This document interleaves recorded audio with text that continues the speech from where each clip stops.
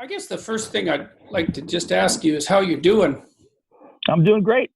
So How what's are you? great? What's great about what you're doing? What's so good about your life? Well, right now I'm in the process of putting together my next stand-up comedy special. So I'm at the process now where I've actually put together a full new hour of material since my Netflix special, which came out in October. So that's great for me. That's always a relaxing moment because it's very difficult to put that hour together. And so how do you go about doing that? A lot of writing, a lot of performing, a lot of reading, a lot of going over notes, a lot of examining material, a lot of reviewing sets and trying to find out what I like and what I don't like. It's a long and brutal process. It's the most fun, but also the most difficult part of stand up is the creation of new material. So how many hours do you think you put in of work to do an hour's worth of stand up? Any idea? That's a really good question. It's usually about I can create a solid 10 minutes a month.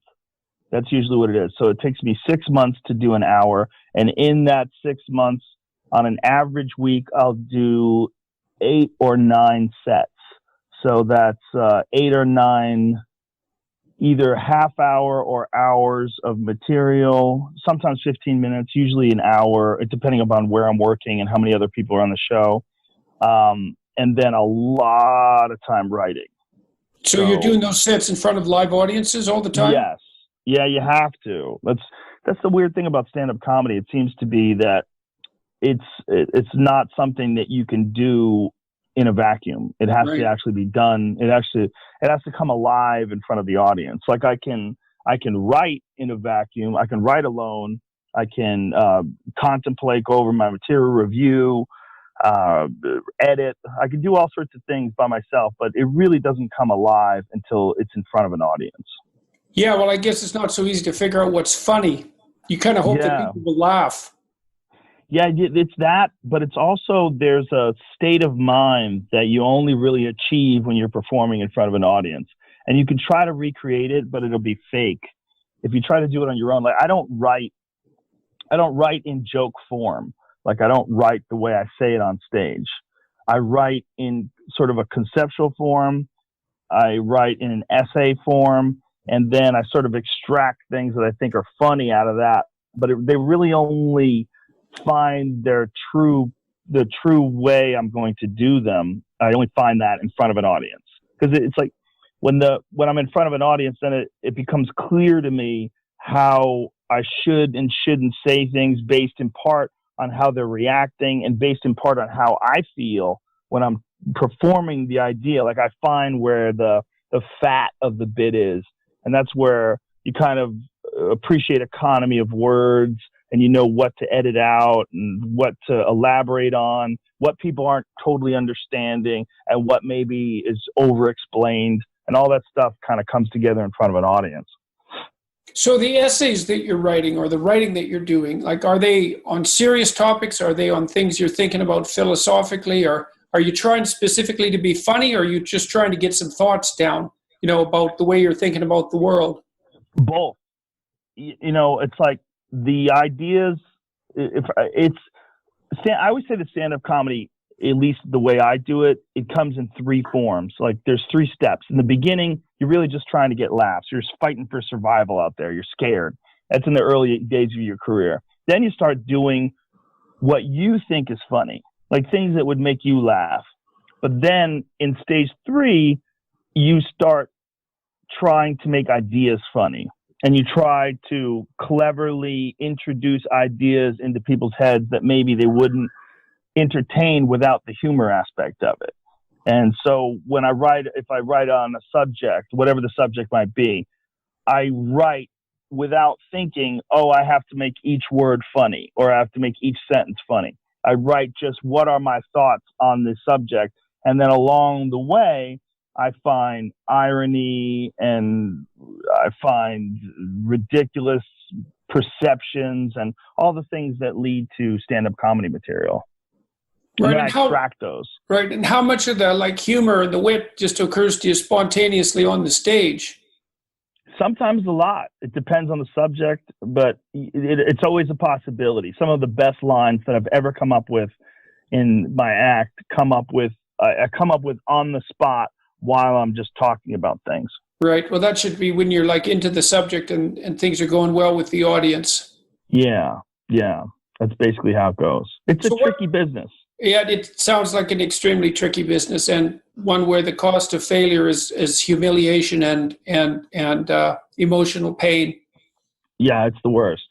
yeah. There's not that many things that are more embarrassing than like trying to be funny, especially if you've put, say, 100 hours into 1 hour of preparation, which is less than you're doing, and then finding out that you're just not that amusing. That doesn't more sound common good. than not. Yeah, no, yeah. It's not good. So how many Netflix specials have you done now? I've done 3, and I'm working on my 4th one right now. But overall, I've done 9 different hours of comedy, either a comedy album or a video special. Yeah. What's it been like working for Netflix? It's great. They're very easy. Oh, that's good. Yeah, they really don't have any notes. They just let me. Fortunately, I got to them at a stage in my career where I was already advanced and I was already a headliner, and I'd already been doing stand-up comedy for decades. So it was good in that sense that I was well prepared. But they when we first signed this initial deal, they were really just wanting me to do what I do best. Right. So they liked it, and it's easy. There's really relatively little input, almost none. Right. So they're not willing to mess with success fundamentally. Yeah, they like what I do, so they're just like, go ahead. And they know that my goal is to do my best. I'm not trying to. I mean, there are comedians that will release material just for the money. They'll try to capitalize on their fame and put something out that's sloppy.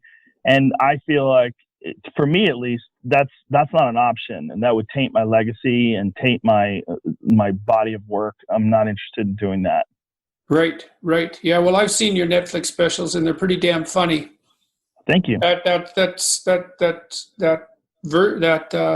little skit you did on the Kardashians, that was a killer, man. Thank you. That took forever to work out. I had to figure out a way to make fun of that guy. God, or girl. God, it was ridiculous. You make an extremely intense, demonic gargoyle, a very good sense of humor. Yeah, so that was killing me. I thought, Jesus, he's not going to go there, is he? Oh yeah. He's going to go farther. Yeah, it's good. It's good to see that kind of like horrific courage manifest itself on stage.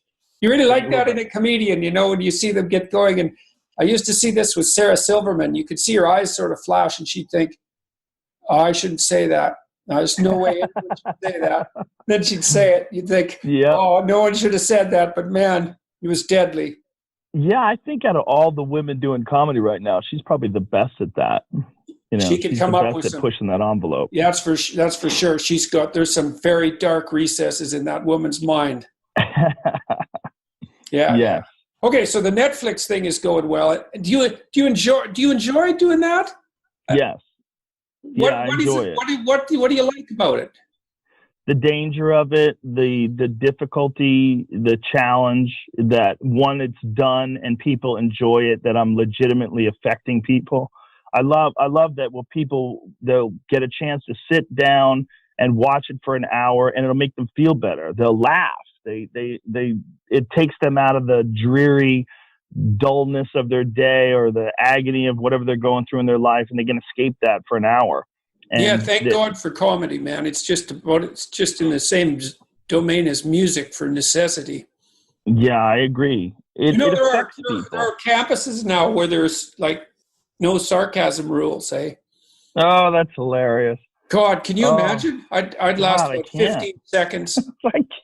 Is sarcasm considered a microaggression? Is that Yes, definitely. Yeah. Unless it's real sarcasm, in which case it's a macroaggression. I just keep thinking that in time, this is going to be one of the most hysterical periods of time that people look back on, periods of history. Like, when we look at guys with powdered wigs and, preposterous behavior from the past, and we go, God, what were they thinking? I really think we're going to do the same thing about today. I think Well, I hope one so. of the most, I think for sure. I hope so. That means that we'll be more sane when we're looking back, or at least we'll be insane in a different way. And I'm pretty much ready for a different form of insane personally. Well, I think the insane that you're getting is it's so pronounced and it's so much more intense that it's less effective. And then the reaction to it is more popular. The negative reaction to a lot of this insane rhetoric and this insane behavior, it's more popular now to understand how ridiculous some of these people are. You know, when you see like what Antifa's doing in Portland, blocking traffic and, you know, telling people where to go and what to do, and then beating people up that don't comply and saying that you're a white supremacist if you don't listen to them. And like all this stuff is so ridiculous. It's so over the top. And they keep feeding on themselves. They keep attacking people that are not progressive enough. They keep literally eating their own. And from the outside, from the perspective of people that don't share their ideology, it looks more and more ridiculous. And that makes them more and more frenzied, and it ramps it all up. And I think it's ultimately going to crash. It's just like, what kind of damage is it going to do to the landscape as it's crashing? Right. Well, that's the thing that, you know, hopefully can be mitigated so that the landing isn't too hard. Yeah. So I thought, look, every time we've talked a lot about me, and like I'm quite sick of talking about me actually, and probably have been for like a year or maybe even longer. So I thought that it would be really good to talk about you, and I'm curious about you because you're such a strange character, and so you know, in the most interesting of ways. And so I thought I'd like start at the beginning. So I don't know that much about you. So where'd you grow up? Well, I grew up in a lot of places. I was born in New Jersey. I lived there until I was 7. My mother split up from my dad and married my stepdad. We moved to California. We lived in San Francisco from age 7 to 11. Then I lived in Florida. He was going to the University of Florida at Gainesville. Lived there from age 11 to right around 13. Then we moved to Boston, and I lived in Boston for the next 10 years. And that's really where I grew up. I grew up basically, when I think of where I come from, I think of Boston. It's also the place where I started doing stand-up comedy, which means a lot to me. And it's also where I started fighting. Where I started doing martial arts. All the significant things that happened in my life happened in Boston in my developmental period. And so you moved to Boston when you were how old? 13. 13. I see. Yeah. Right. And then you were there for how many years? 11 years. Oh yeah, so that's a long time. Yeah. Where do you live in Boston? Newton, Upper Falls. It's a suburb of Boston. Yeah. Nice in New England, eh? Yeah, I love it out there. Yeah, me too. The people have a great sense of humor. It's like Toronto in a way that you have to deal with that wicked winter. And I think that develops character in people. It was funny.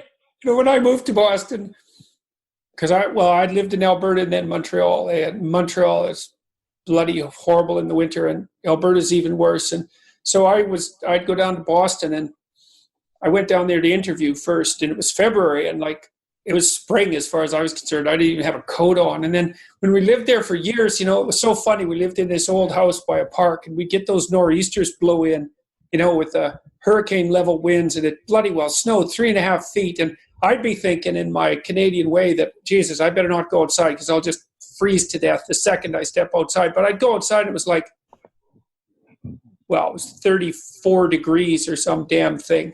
It's like I was expecting minus 40, you know, just horrible. So Boston winters never, I mean, apart from the snow, which was, you know, deadly significant, they never really struck me as winter. They sort of struck me as, well, this is the sort of winter that you'd like to have if you wanted a showy winter that people could be pleased with rather than one that just sort of killed you. Yeah, Canadians are on another level when it comes to winter. I have some pretty good friends that live in Alberta.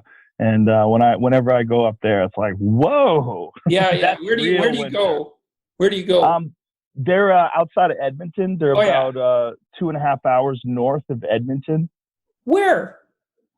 I don't know the name of their town. It's where I go bear hunting. Uh-huh. That's Yeah, because bear, one thing you notice about bear is they have fur. See, that's why yeah. they can live there. Human beings, they don't have fur. So they actually can't Yeah, live there. Yeah, 2.5 hours north of Edmonton in the winter. Yeah, yeah. You go it's outside. rugged. Yeah, you go outside in the wrong day and you're out there too long, then you die. So, Yeah, or you run into a grizzly, which is well, also yes, there's also that. Those are nothing to contend. Those are nothing to take lightly, man. When we used to go camping, especially in British Columbia, grizzly bears were always a concern because, like a black bear, if it chases you, and first of all, it's only about a third the size of a grizzly bear, and it's still pretty big. Like it's a black bear, it's not like a house cat. And if those things chase you and you play dead, they'll usually leave you alone. But if you grizzly chases you and you play dead, then it eats you. And then of course, if you fight back, well, it also eats you. It just maybe you get a blow or two in, and probably not. So. Yeah, that was one of the believe it or terrors not, of camping there. more people are preyed upon by black bears. When a black bear attacks you, it's usually because it's trying to eat you. When a grizzly bear attacks people, it's usually either a mistake or it was scared or it's really hungry. Yeah, the black bears tend to be like that too. A lot of them are old if they attack you. Yes. You know, Yeah, they're getting so they can't catch a real animal, so they'll settle exactly. for like an Arctic monkey with no fat. So yeah, they get desperate. yeah. So okay. So New Jersey. What do you remember about New Jersey?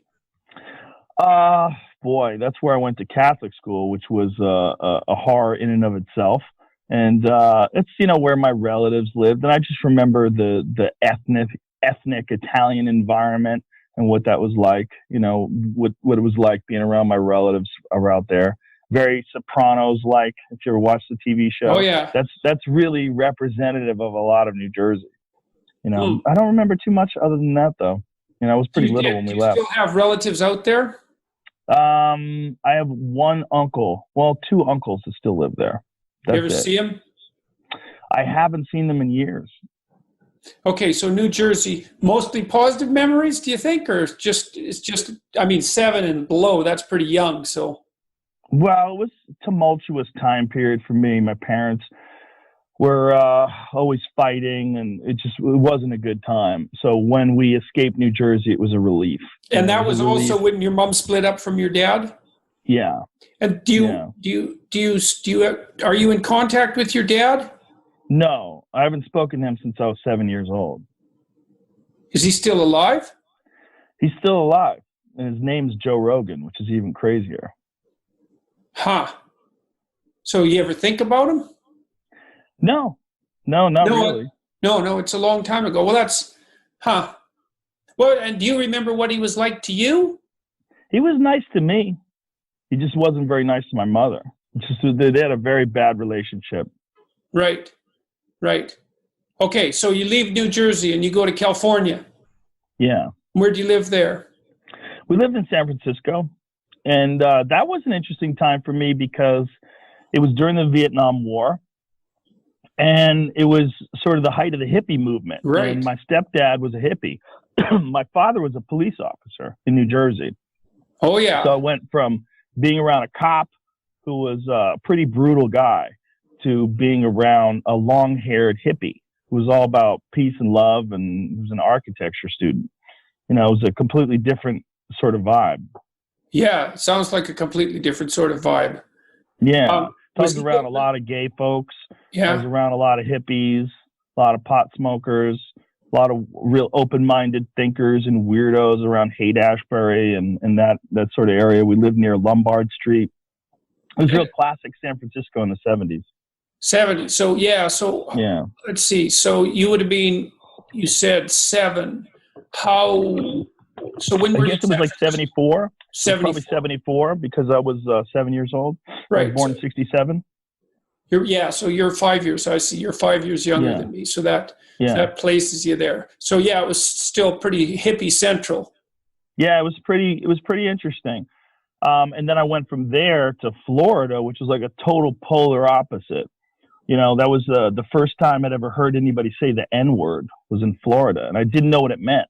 I had to ask my mother. My mother got upset at me. She thought I knew what it meant. I was just playing games.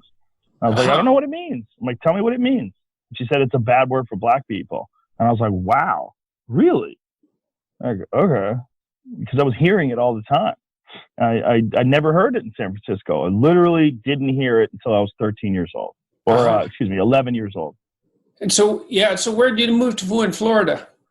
We moved to Gainesville, which is where the University of Florida was, where my stepdad was going to get he's studying architecture. And then we eventually moved to Boston so he could go to the Boston Architectural Center. That's why we wound up moving there. And is your mom and your stepdad still together? Yep, still together. And do you see them? All the time. Yeah, they have a great relationship. It's really completely different. They've been together forever. They get along fantastic. And in many ways, that sort of modeled my expectations for a real relationship. You know, like I saw the worst and then I saw a really great one. And I'm like, okay, I want that, you know. Yeah, that's a good choice. That shows some wisdom on your part, picking the second one rather than the first one, let's say. Yeah. And has that worked out? Have you had good relationships? Oh, yeah. I mean, my wife's awesome. You've been married for how long? Almost 10 years. 10 years. And you have 2 girls or 3? I have 3 girls. 3 girls, right, yeah. 2 young ones and 1 adult one. Right, I remember on the special that I was referring to that you were bemoaning the fact that you were absolutely saturated in a feminine environment.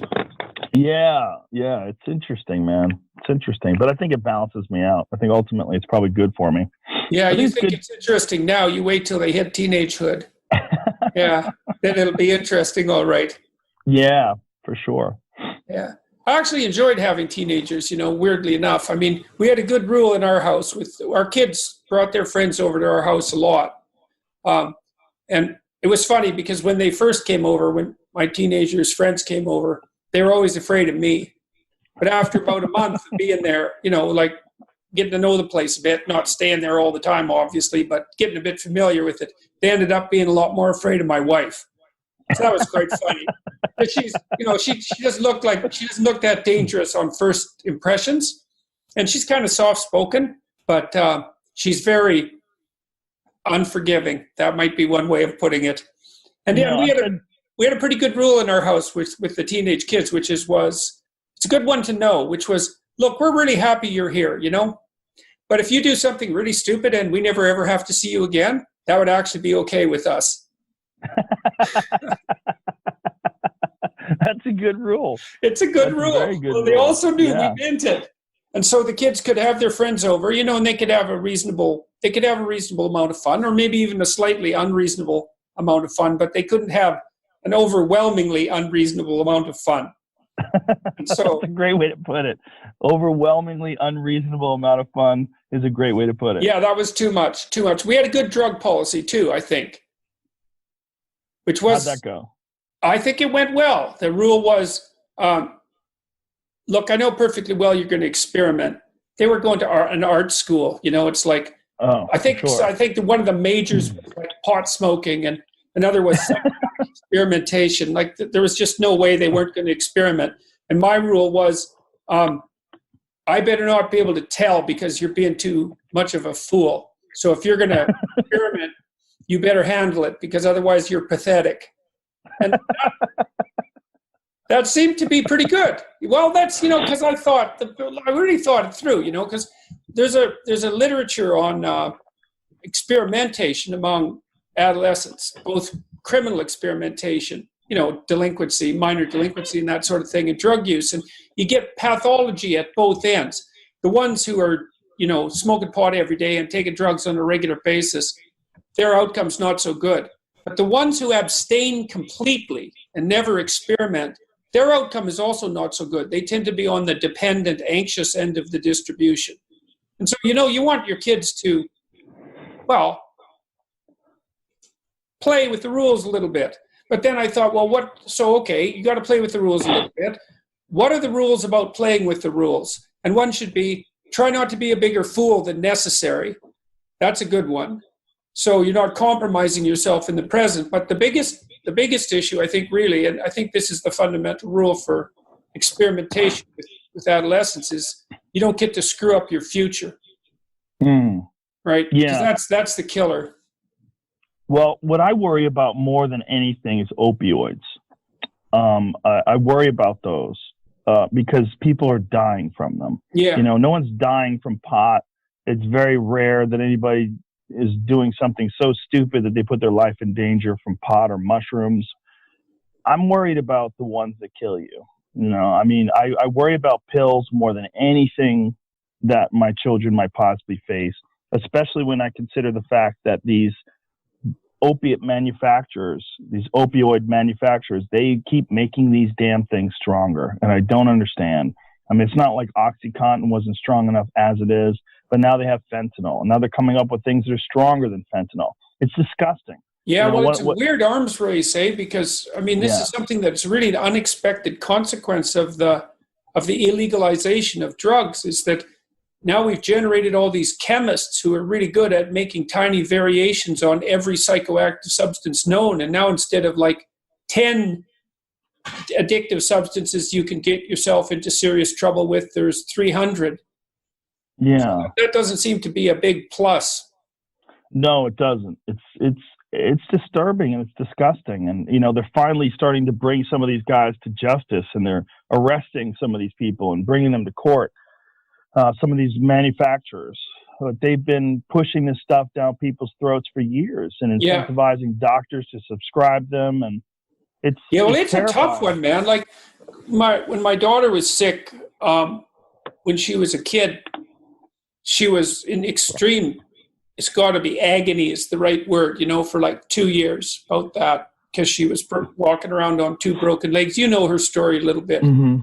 And the physician at Sick Kids, which was the person who was dealing with her arthritis, would only prescribe her basically, Anacin, minor league over-the-counter painkillers, which was like trying to kill a grizzly bear with a fly swatter. It really wasn't the right tool for the job. And we found a family doctor who had enough courage to prescribe her OxyContin. And that was no joke, because the first couple of weeks she was on OxyContin, it was really odd and rough because it was like she was drunk. And so that was, that was weird socially, to say the least, and also rather frightening, but it did control her pain. And we actually had them mix OxyContin with Ritalin, which is a strange combination, but a good one to know about because OxyContin sedates and Ritalin stimulates, but the combination of the two are synergistic, so they can really control pain.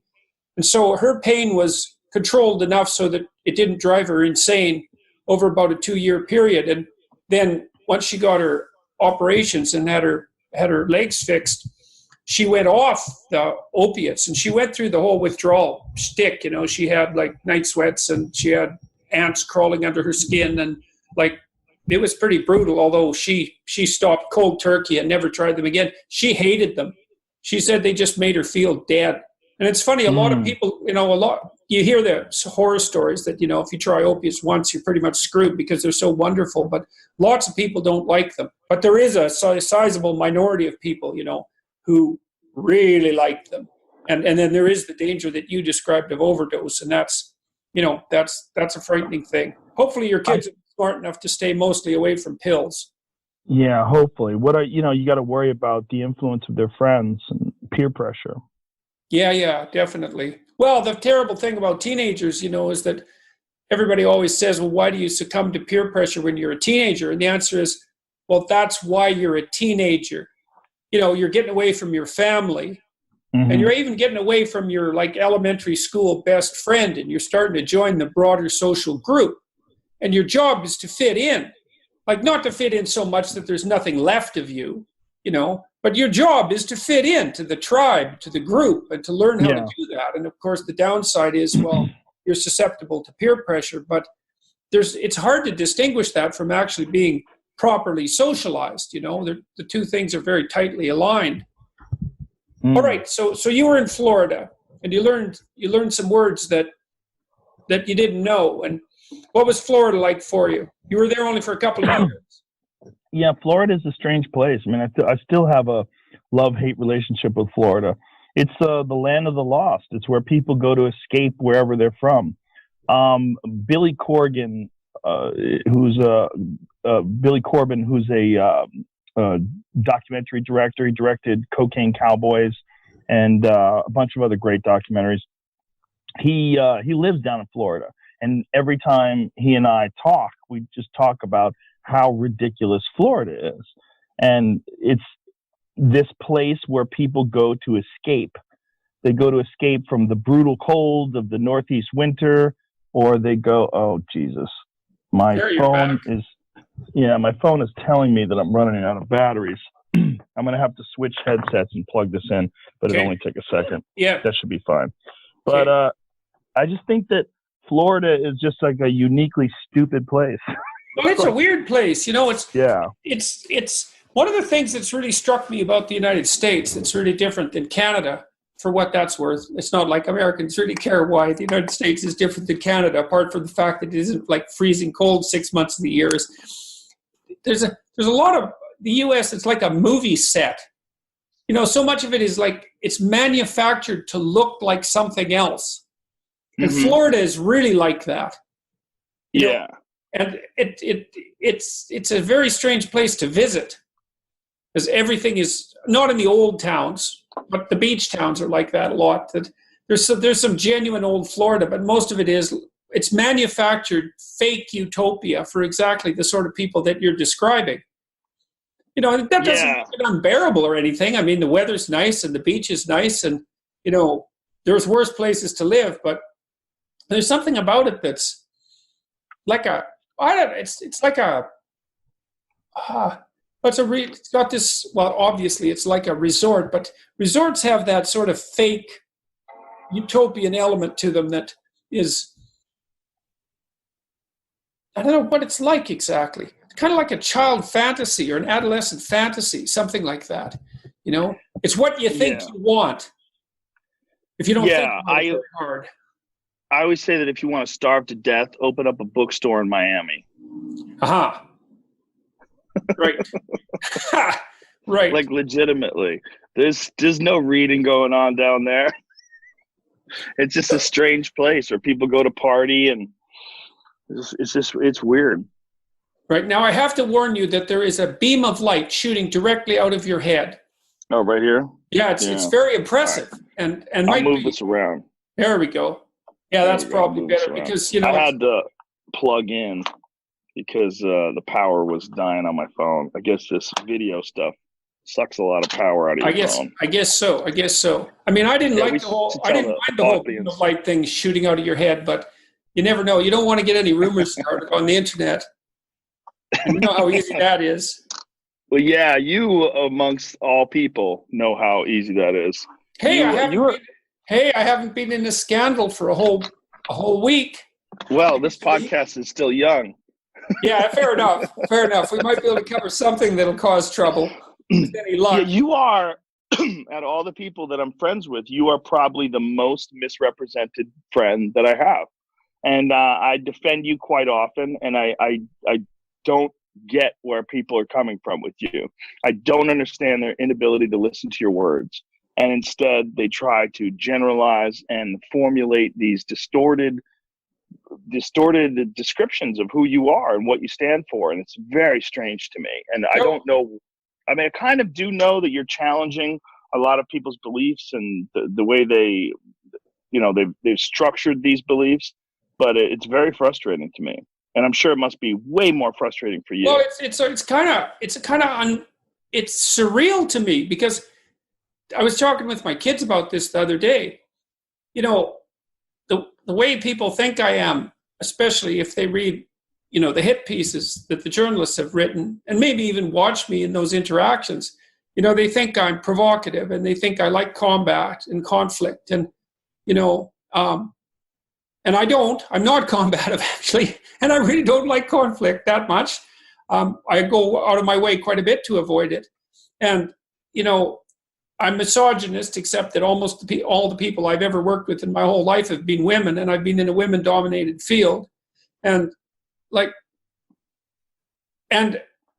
never thought of myself as right-wing, that's for sure. I mean, I mean, maybe now that the far left has gone completely off the deep end, it's like, well, maybe I'd be classified as a conservative, but that's mostly because as a social scientist, I learned that you shouldn't conduct large-scale experiments on huge swaths of the population and assume that your stupid idea is going to work out correctly, because it won't. You can't even get people to behave properly in a lab for like half an hour. So how you think you're going to get a whole society to do what you want, as a consequence of passing a piece of legislation is beyond me.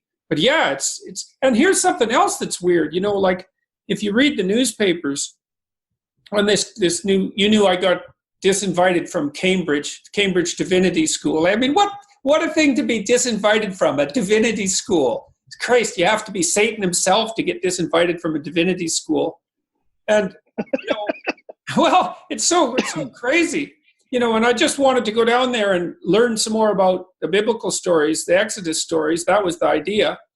And then to get disinvited, to have that be a whole big scandal, it was just like, what the hell, man? It's quite the crazy situation. And then, so you read about all this and you see this online and you'd think, God, his life must just be hell because of all the controversy. But then when I go out in the streets or to my lectures or anywhere, it's completely different. It's unbelievably different. Like, so now if I walk down the street, I mean, when you walk down the street, you must just get identified all the time, eh?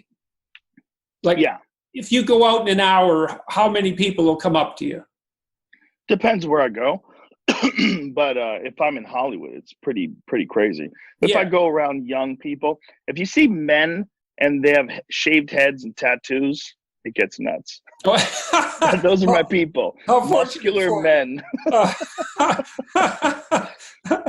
So if I go out, and I'm walking down the street, and it doesn't really matter where, usually I get approached 5 or 6 times in an hour by people. And, they're always very polite and they're very apologetic, and they are happy about something they've read or listened to or whatever. Or often they talk about our podcast. That's pretty damn common. That was common throughout Europe as well. And, they tell me about some dark part of their life and how they're doing much better, and, how their friends have been watching my videos and they're feeling better about it. And so it's just ridiculously positive, just all the time. And then when I go to my lectures, it's the same thing. It's like crazily positive. So, we've had 350,000 people at the lectures so far, and there hasn't been one negative occurrence. We had one heckler once who was rapidly escorted from the building, and he knew he was going to get escorted, so he was kind of a cooperative heckler. But like, no one's coming there with anything negative on their mind. They're there to listen to a psychological lecture and to have a deep discussion and to try to get their act together. And the goddamn journalists, they just don't seem to be able to fathom that. Like, they've got this false cynicism, or maybe real cynicism, that makes it absolutely impossible for them to believe that, tens of thousands of people could actually be serious about improving their life, and that I could be having events that were basically 100% positive. And so online, I'm a bloody monster. I'm a misogynist and a racist and a transphobe and what else am I? I'm a homophobe and a Nazi lots of times, and sometimes a Jewish shill, and there's a bunch of other things too. What disturbed me, what disturbed me about you is when they pulled your books out of New Zealand. When a New Zealand bookstore decided to pull your books because of the Christchurch massacre. Like, what does a book on self-improvement and taking responsibility, what does that have to do with a horrific mass murder? I mean, the idea that they connected those two together, and that they decided that in some way or shape, your words of encouragement and recognizing the importance of discipline and of taking responsibility and self-reliance, that those things, your book somehow or another had something to do with someone doing something as awful as what happened at Christchurch. It's so distorted. And that's like the perfect example that I cite when I say, like, think about the fact that this guy's book was removed right after something had taken place that had literally nothing to do with anything you've ever said ever. Yeah, well, they kind of got their comeuppance in some ways because people started to point out that they were still carrying Mein Kampf. And so that turned out to Oh be a God. problem. And then they were also carrying a book that showed you how to turn a semi-automatic into a fully automatic.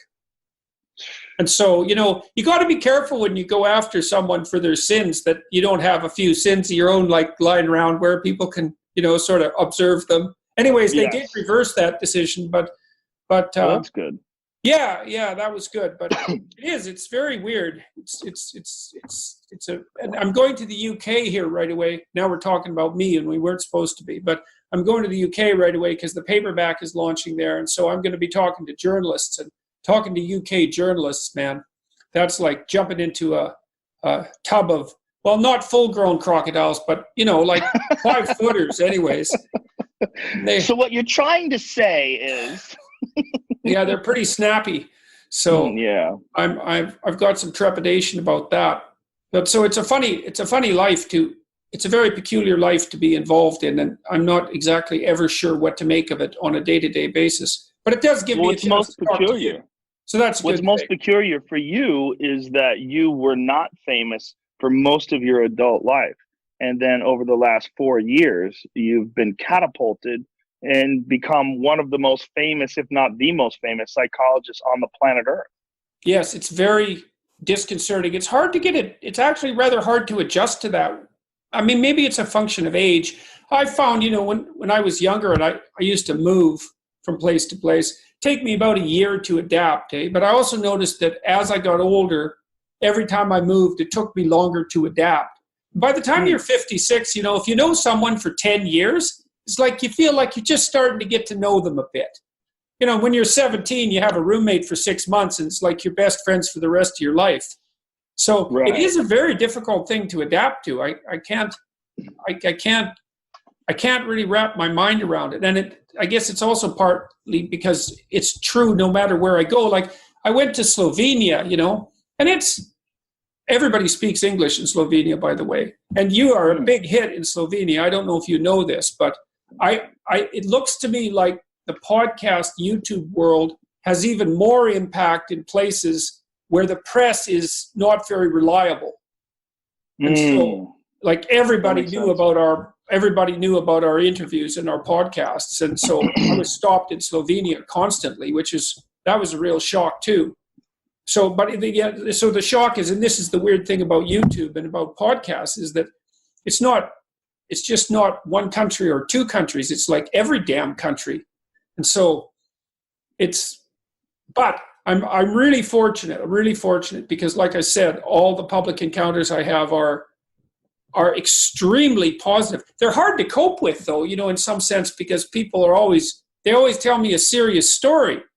They say, I was in some sort of hell of some sort 6 months ago, too much drugs or alcohol or bad relationship or not getting along with my family or underemployed or nihilistic or depressed, whatever, like whatever little corner of hell they have to occupy. And they've been practicing something like maybe developing a vision for their life or trying to live a more meaningful life or taking more responsibility or like really making an effort to pull their families together. And to advance at work regardless of what their job is, and it's working, and so they're always like shell shocked that it's working and thrilled to death. But it's so strange to have these intense 20-second, 30-second conversations with people about really deep elements of their life, and then it's a shock, and then you walk along the street and it's a normal day, and then someone else comes up and does the same thing. It's like I don't know what to do with it emotionally.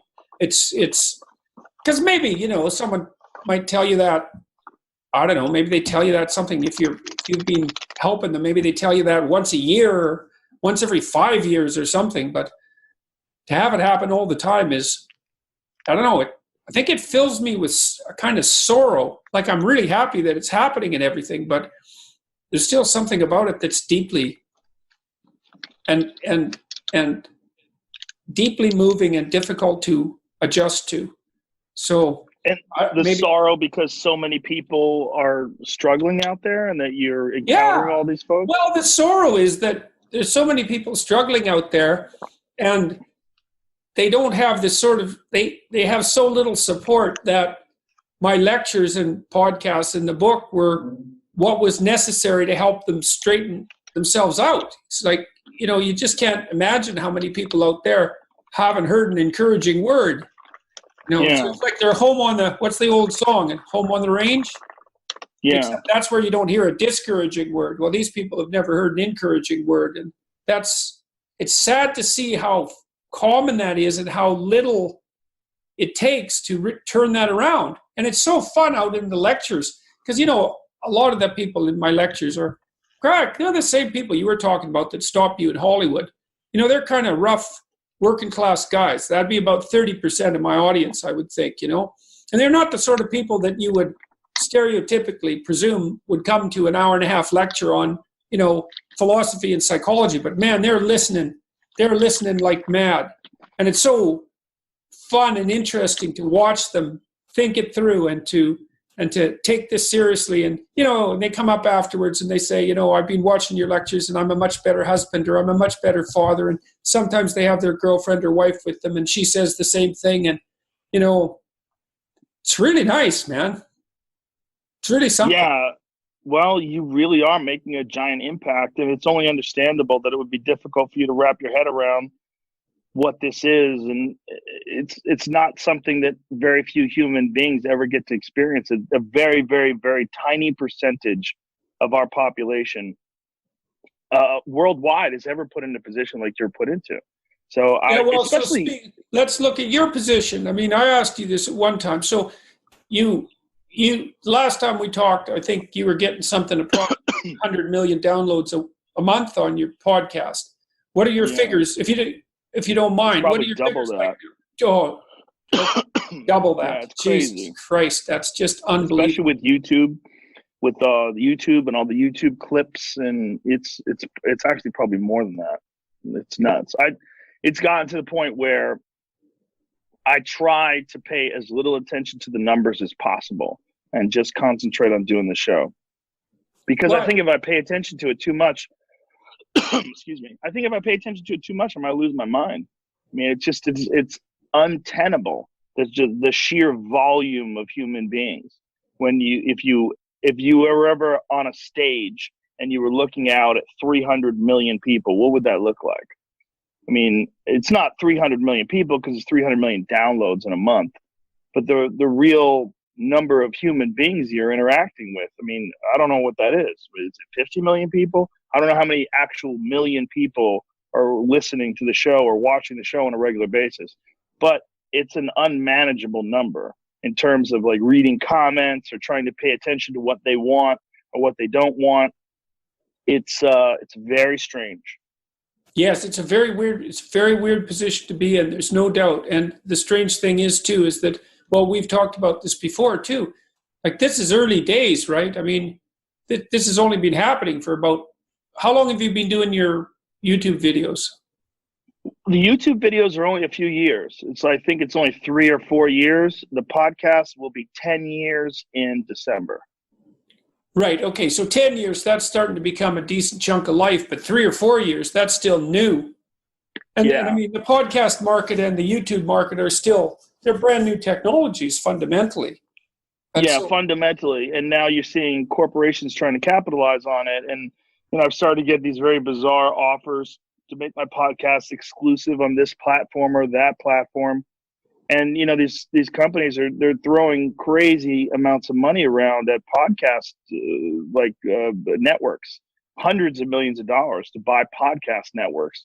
So it's becoming very, very strange because what was a joke 5 or 6 years ago, literally like, why are you wasting your time doing a podcast? I used to hear that all the time. Now it's, how did you do this? How did you make this podcast so popular? Now you get a totally different question. Yeah, well, it's so strange because so many people nobody realized that there was an audience for on-demand audio, and you see the same thing in the book world, right? Not only that, but not just on-demand audio, but long-form conversation. Yeah. Even my friend Ari, who's one of my best friends, would always tell me, you got to edit your shows. Nobody wants to listen to anything that's 3 hours long. So I'd say, well, then they don't have to listen. And he's like, you're doing yourself a disservice. And I'm like, I don't think I am. Like, why not? If someone only has an hour, then listen to it for an hour. Like, you're not going to, I mean, you might miss out some information, but it's not going to change your life. Like, do whatever you want to do. But I like talking to people for long periods of time, because I think you really only get cooking after like the first half hour, 40 minutes. That's when you get comfortable. You sort of get into a groove of communication, of figuring out this person's rhythm and thought processes. And and then as you expand on these ideas and you share information back and forth with each other, after an hour and a half, 2 hours, that's when things really start getting deep. And oftentimes the last hour of a 3-hour podcast is the best hour. Yeah, well, that intuition was certainly right and revolutionary. You never know when you come up with a revolutionary idea. But part of my revolutionary idea is just me being stubborn. It's just like, I didn't care. I wasn't doing it for money. So the only reason why I was doing it is because I enjoyed talking to people like you or many of my other guests. I want to talk to, it's a very rare opportunity where I would get a chance to sit down with someone like you with no distractions, no other people in the room, no cell phones, and just talk for 3 hours. Yeah. That's so unusual in our world and our constantly distracted world. And I think I've gotten a fantastic education because of that. I mean, it's really enlightened me on so many different subjects and expanded my understanding of people in general. And conspiracy theories. I mean, man, you're up on those. I've got some of those too. Yeah, so it's important to be up on the conspiracy theories just to keep track of the damn things. Well, you got to know what people think of you. I've been lately, I'm a Zionist shill. This is the most recent one. I didn't know it was a Zionist shill. Oh, yeah. You're a Zionist shill. Yeah. I'm a white supremacist, too, depending on who you ask. Yeah. Well, I've got those two things as well. So, and it's like, it's real interesting to be able to juggle both of those identities. It's like, yeah, good Zionist luck with that. One day, white supremacist the next. It's sort of like being gender fluid, except on the political spectrum. Yeah, that's a good way to look at it. Yeah, I mean, why do you have to be conservative or Democrat? Sometimes you're one and sometimes you're the other. It depends on the day, and there's no reason to extend that like all the way out to the edges. So. Yeah, gender fluid is my favorite. That's my favorite thing that's going on right now, where someone could be like a woman for a few hours and then be a man for the next 6. I read bounce back and forth. I read, although I don't know if this is true, but I read it several places, and I actually looked. I read that the Olympic Committee is going to let trans people compete in the Olympics in the next competition. I'm not surprised, because the IOC, the Olympic Committee, is incredibly corrupt. And I think what they do, first of all, is disgraceful. They make billions of dollars. The athletes make zero. I think it's disgusting. I think everything about what they do is corrupt, and the idea that they're there for fair and pure competition is nonsense. They're there to make shitloads of money, and that's what they're good at. And what they're good at doing is putting on these gigantic events where they profit in spectacular and staggering ways, and the athletes dedicate their entire life to these moments, and they literally make nothing. And then after that, if they're lucky, if they're very famous and popular, they can eke out a living with endorsements. Right. Or, for the rare person like Michael Phelps or someone like that, who's just a true outlier, they can actually get wealthy from it. But it's very, very rare.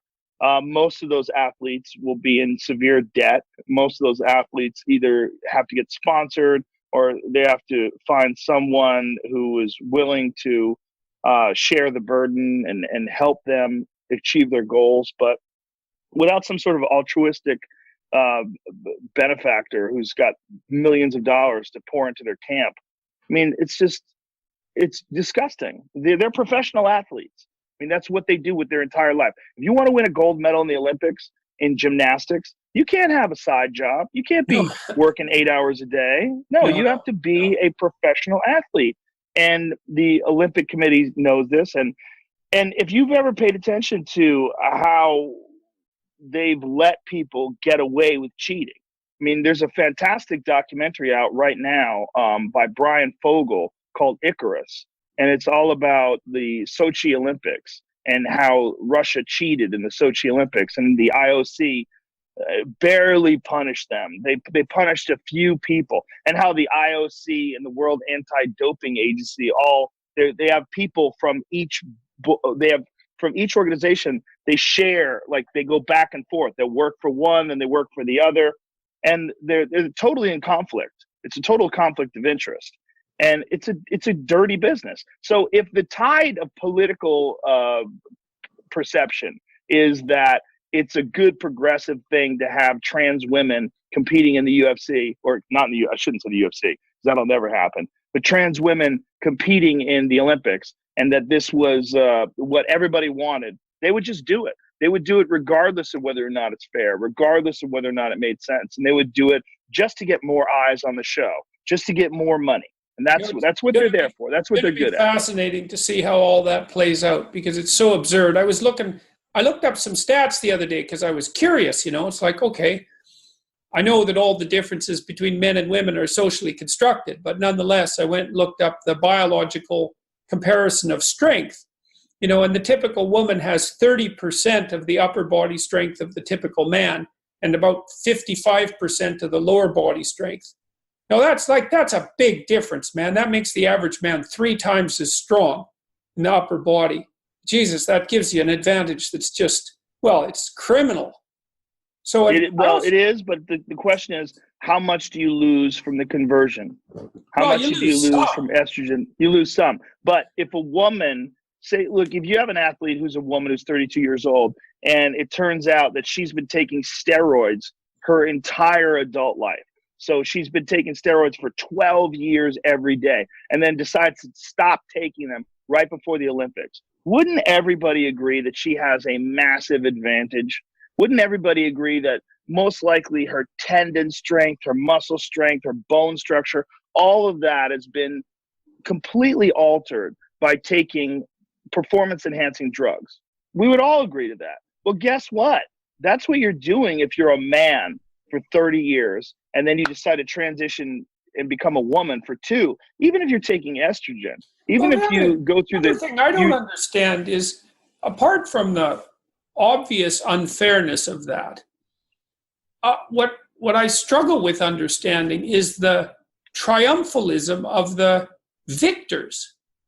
It's like they enter these contests and then they win, and then they celebrate their victory as if it's a genuine victory, despite the fact that they wiped out these women who've been working mostly within the rules for, like, maybe not decades, but certainly many, many years in succession. And they just blow them away, especially in, like, strength contests. And then they actually treat that like they won, and then they also claim it as a moral victory. And for me, that's just that. The only thing I see in that is a narcissism that's so deep that it's almost unfathomable. It's like, how can you take pride in that sort of victory unless you don't see who it is that you're defeating? I don't get it. Well, it shows how pathological this whole thing really is when you're dealing with the idea that you can turn a person into someone of the opposite gender, not just recognize them as being a woman and treat them as a woman and allow them to use whatever name they would like. I'm all for that. But it's that you are going to say, no, this is a woman and she should be able to compete with women, including in combat sports, rugby. There's a male to female trans athlete that plays rugby in Australia that's 240 pounds and just smashing women. And I don't think there's any real standards that are universal in terms of, like, what do you have to go through in terms of your conversion therapy?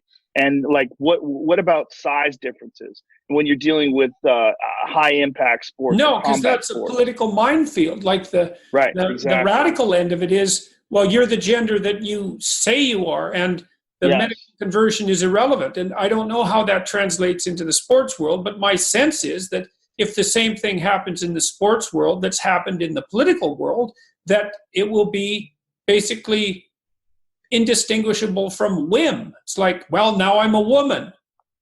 It's like Yeah, I had a argue. guy on my podcast recently, and this came up, and it was a big argument.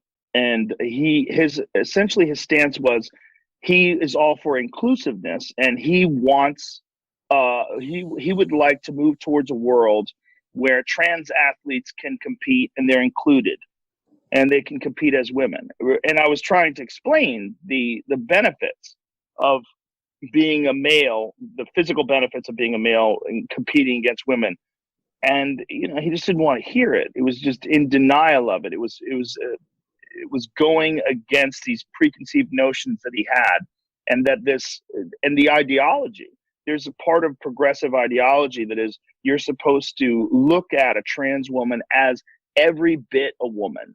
Yeah, well, that's 100%. because you're supposed to accept the doctrine that all differences between men and women are socially constructed, which is, of course, a doctrine that's, I think, nonsense. It's delusional. Yeah, it's nonsense. It's delusional for some even deeper reason that's even harder to fathom. And I don't know what it is. It is hard to fathom. I don't understand the root of it. I really don't. I even when I talk to people who subscribe to these notions, I don't understand the logic. I don't understand where's the breakdown in their perception of the world where they don't see. And another thing that we got into. Go ahead. Please. I was saying another thing that we got into was children transitioning. Oh, yeah. And then he was I keep hearing this. This is something that I keep hearing that's driving me mad. That hormone blockers, that these puberty blockers are reversible. They keep saying that they're harmless. They're reversible. If the child changes their mind, they could always just get off and the results are reversible. That's not true. You're affecting the development of a child.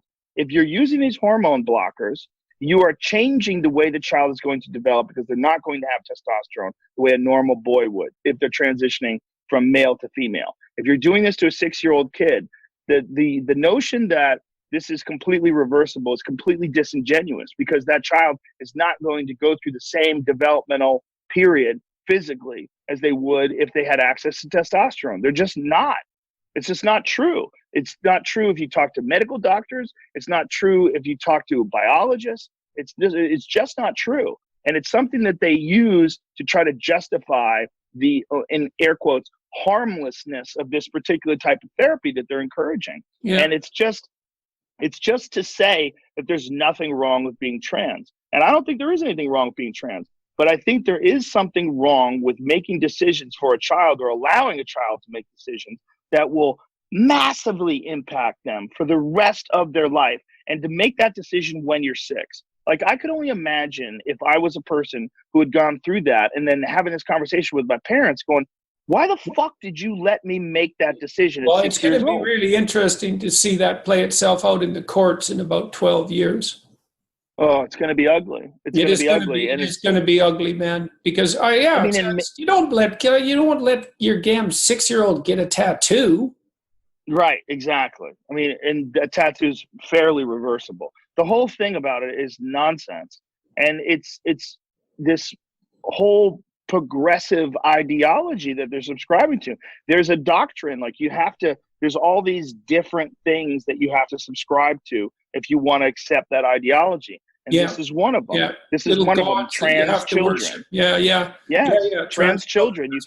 You can't say, that is problematic. You're not allowed to say that. You can't even entertain the notion that this could be a particularly egregious offense on a child if they decide that was a bad idea. Well, I guess you kind of, if the primary idea is that our society is an oppressive patriarchy, and I think that's like number one idea, then anything that touches on that in any way immediately becomes untouchable. And so in order for the adults to make the decision, then you have to believe in authority because the adults have the authority. And if you're going to believe that the adults have the authority, then you have to believe that hierarchy has some value. And then that tangles you up with your insistence that, hierarchy is definitely oppressive and especially the Western form of hierarchy.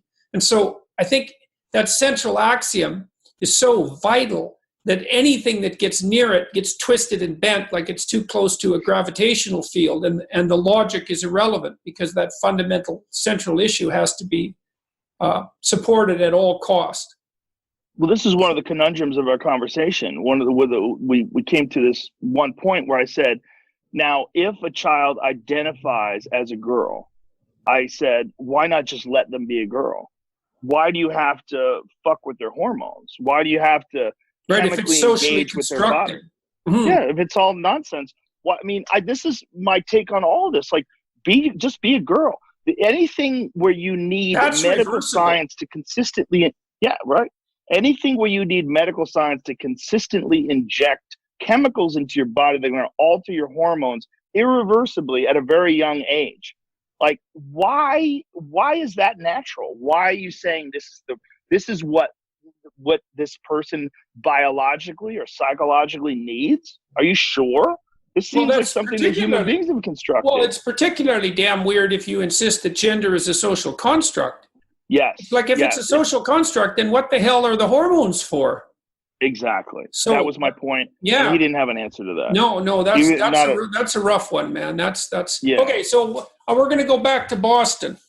Okay. So you said that's really where things started for you. So you moved there when you were 13. And so what did you get involved in? First of all, like, what kind of kid were you in school? Barely paid attention. I was, if ADD is real, I certainly had it. And I was very, very interested in what I was interested in. I was very uninterested in people telling me what to do. And I essentially couldn't wait to get out of school.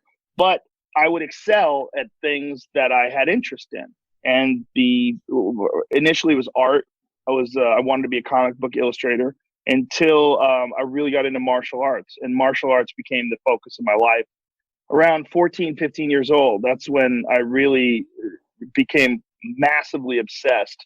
And that was really the first thing that I ever did where I really didn't feel like a loser. Like, I really felt like, oh, I actually have some talent. I actually can be exceptional. There's like something, because I grew up constantly moving, didn't really have a lot of friends. I would be new in this town. I'd get picked on. I wasn't a big kid. And there was a lot of issues with that psychologically. And I didn't like being afraid of other kids. I didn't like not knowing what to do if I ran into kids. They were going to bully me and pick on me. So I learned how to fight. That's an annoying thing not to know what to do about. Yeah. And, martial arts changed that 180 degrees. And then I became someone who I would be afraid of. I became the opposite of what I was. So what I was someone who was terrified of conflict, didn't know what to do. And what I became was, a Taekwondo champion. I became a martial arts champion. I knew how to fight. So how did you done it so many times? What did you do? You just walked into a joint one day and decided that that's what you were going to do? Like, how did it come about? It was very fortunate. Well, I'd done a little bit of martial arts training at a different place. And then one day I was in Boston for a Red Sox game at Fenway Park. And as I was walking home to the train station with a friend of mine, there was a lot of people that were leaving the baseball game. So the lines from the train for the T, which in Boston, public transportation was very long. So we decided to go check out the Jae-Hun Kim Taekwondo Institute. It was right there. And I had been really into martial arts because of what I said, the aforementioned insecurities. And so I went up the stairs, and as I was walking up the stairs, just fortuitously, a guy named John Lee was training. And John was a national Taekwondo champion who was in preparation for the World Cup, which was this huge event that he was taking, the international event that he was about to travel to go to. And he was in the peak of his training. And so I walked up to the top of the stairs, and I heard this crazy sound of this, what it turned out to be this man kicking this bag and slamming his heel into this bag and having the chain snap and rattle, and the thud of his heel slamming into this leather bag. And I got up there and I watched this guy work out. I couldn't believe a person could do that. I'd never seen anybody kick something so hard in real life, anybody that had such incredible martial arts skill like this guy did, John Lee, who became a mentor of mine and taught me quite a bit. but that changed everything. I was there the next day. I talked to them. They gave me a brochure and a pamphlet, and I was there the next day. And I was probably there every day of my life, give or take a few days here or there if I was injured or something came up, until I was 22 years old. So how many hours a day were you spending there? All day. I had keys pretty quickly. They gave me keys. They wanted me, right away, my instructor recognized that I was pretty obsessed and I was physically pretty talented. So he had me teaching classes instead of paying. He was like, if it's difficult for you to pay, I'd like to have you teach. And there was some wisdom to that too, because one of the best ways for someone to get good at martial arts is actually to teach. You actually refines your technique. You think about it more. You're explaining it to people that don't necessarily understand all the mechanics of it. So I started teaching. I would teach private lessons to beginners. I would teach group classes. And then eventually I went on to teach at Boston University. I taught at Boston University when I was 19. I was teaching a accredited class there. But it counted towards your GPA. And so I did that. I was already U.S. Open champion by then. And how long did it take? So you went in there when you were 13, and you were a kid that had moved around a bunch and got pushed. I was 14 or 15 by the time I got to that school. Okay. And then I had my black belt by the time I was 17, and I was competing in the adult division by then. Before I was ever 18, I was competing as an adult. He might have even put me in when I was 16, if I remember correctly. And then I won the state championship when I was 18, and I won it every year from then until I stopped. Right. So you had a pretty, successful run at it there. How long did it take before, were you a thin, were you a skinny kid when you started? When did you start to bulk up and get big? When did you start to get tough enough so that, the problems with aggression stopped, with other people's aggression stopped being a trouble for you? Well, luckily with high school, kids heard about it right away. It was one of those things where, you find out that there's one of the kids you go to school with is flying all over the country, kicking people in the head. Right. They just avoided me. Yeah, right. It wasn't like, I certainly never sought out trouble, but people avoided me. Junior and senior year, I'd already become this weird kid that was obsessed with martial arts, and I spent, most of my life from the time I was 15 till I was 21 training and competing.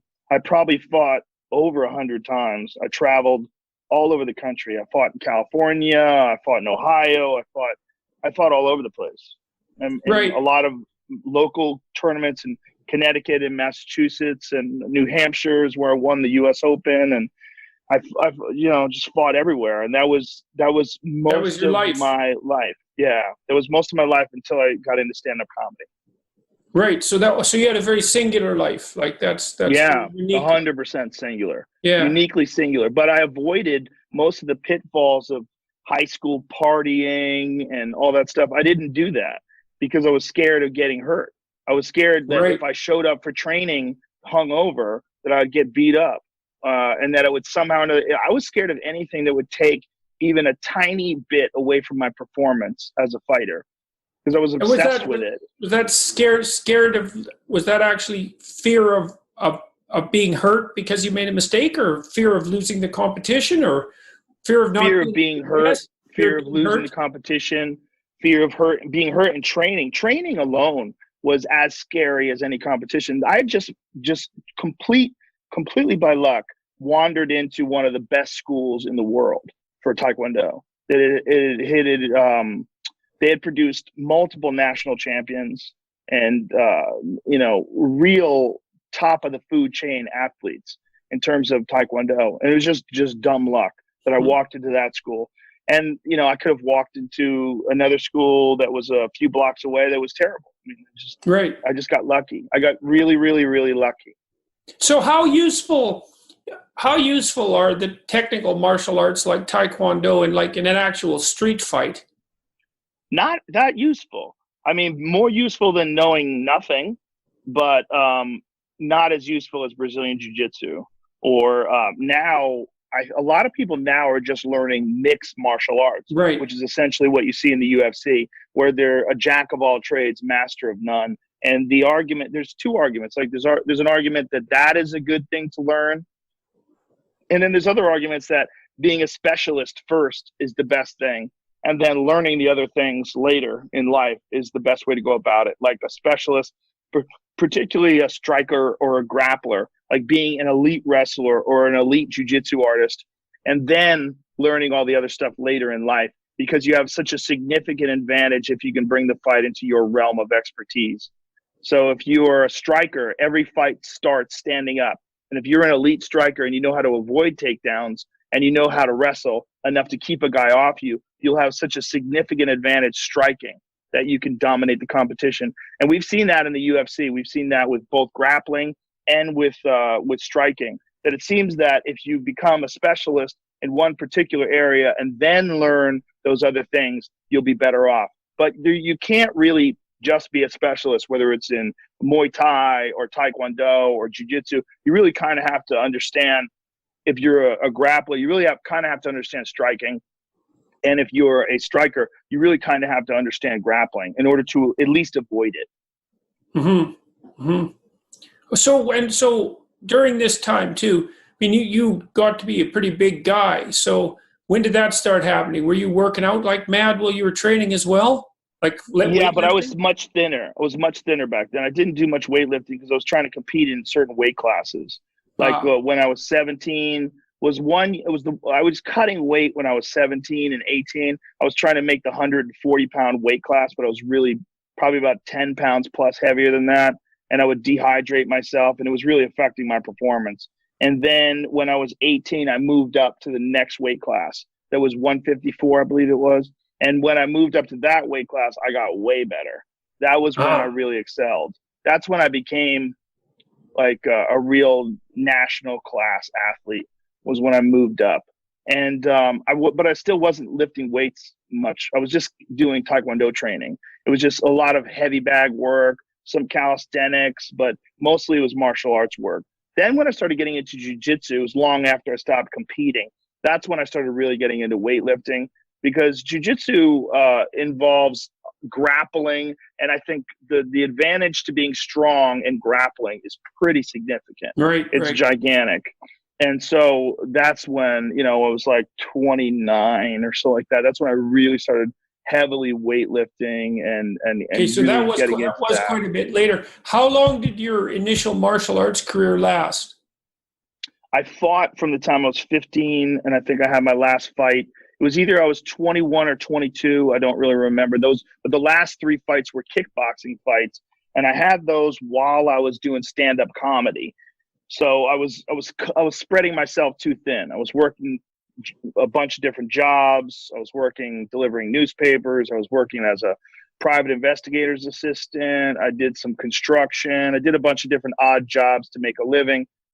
And I had decided somewhere along newspaper, delivery boy, construction agent, jiu-jitsu fighter, stand-up comedian. That's kind of your typical 19-year-old situation.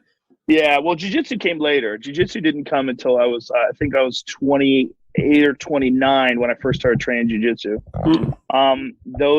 That was mostly just Taekwondo and kickboxing. I really got into kickboxing, and I had 3 kickboxing fights, and I was entertaining the idea of fighting professionally. But I was also starting to get really worried about brain damage. I started to see some signs. From kickboxing specifically? Yeah, specifically because I was getting hit a lot more. Oh, yeah. The kickboxing sparring that I did that over the course of about 2 years, where I really got heavily into kickboxing. I did a lot of boxing sparring and a lot of what you would call gym wars, where guys we would beat the shit out of each other, and you'd get hurt and you'd come home with headaches, and you basically were fighting in the gym. I mean, it's not a wise way to do it. The smart gyms now and the best martial artists, they very rarely spar hard. Most of the time they spar technically. So they're hitting each other, but they hit each other like this. They don't blast each other full blast. They sort of touch each other. They're working on timing, and occasionally you go hard just to make sure that you can survive with these techniques in a firefight, that you know how to deal with it once you get hit. But we didn't. Right, and is is the lower combat intensity still useful for training for the real thing? Yes, it's but you have to have some high intensity, and some people that high intensity, they actually have drills that they use to sort of to simulate actual exchanges that you would have. There's a lot of science to it now that didn't exist back then. The gyms that I came up in were real hard nosed, really, tough gyms. And right. if you weren't tough, you did not survive. And they weren't interested in anybody that couldn't take a shot or anybody that wasn't willing to go to war. So you would put on a mouthpiece, you put on a cup, you put your shin pads on, and you beat the fuck out of each other. And that was a big part of learning how to fight. It was, these sparring sessions were brutal. They were nerve-wracking. You'd be scared. You'd be scared going into them. They'd be, I'd be anxious the night before if I knew how to spar a particular guy the next day, because I knew it was dangerous. You basically were having fights all the time. So I'd have fights several days a week. You would fight. Right. It wasn't really sparring. You would hit it. I'd hit guys as hard as I could. Covering a lot too, man, all the time. Yeah. I think from that. So okay, yeah, now you're there's just a big hole in this story too. So like, you're doing great at Taekwondo, you've got your national level athlete, and you switch to kickboxing. You're worried about getting hurt, and that seems reasonable because, like, how about not being brain damaged by the time you're 30? But then, I guess kind of what I'm wondering was, like, how many shots in the head did you have to take before you thought being a stand-up comedian was a good idea?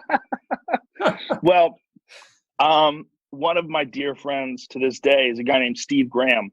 And Steve was, when I met him, I was 15 and he was probably 30. And he was going through his residency as an ophthalmologist. And he had been a flight surgeon in the U.S. Air Force, and just he had been on the U.S. ski team. He was a national skiing champion. Just a wild man, just a guy who took chances and lived life to the fullest, and was just one of the most hardworking people I ever met in my life. And I would make him laugh, and I would make some of the people laugh in training, because we were always nervous. When we would go to tournaments, we were nervous because, I'd seen many of my friends get knocked unconscious at these tournaments, get kicked in the head, taken to hospitals. And, I'd seen it in the gym too. A lot of guys getting beat up and knocked out in the gym. It was constant. And, it happened to me a couple of times. I'd been hurt. And so we had this gallows humor where we would go to these events. We'd travel to these tournaments, and the tension would be so thick. Everybody would just taking deep breaths and trying to relax and just stay loose before you fight. And I would be the class clown in that environment. And had you ever seen any of that when you were in high school or junior high? Like, would you ever play? I didn't have that. So it took those circumstances. Yes, I did have a sense of humor, but it would manifest itself in cartoons. I would draw like cartoons of the teacher. I would draw cartoons of like certain kids that would kiss the teacher's ass. I would draw them like kissing the teacher's ass and saying ridiculous things. And if the teacher was late to a class and I knew I had enough time, I would put something on the chalkboard and then pull down the screen so that when they would go to use the chalkboard, they would pull the screen back up and see this ridiculous cartoon that I had drawn. The whole class would laugh, and then the teacher would ask, "Who did this?" And luckily nobody ratted me out. But so I enjoyed making people laugh, but that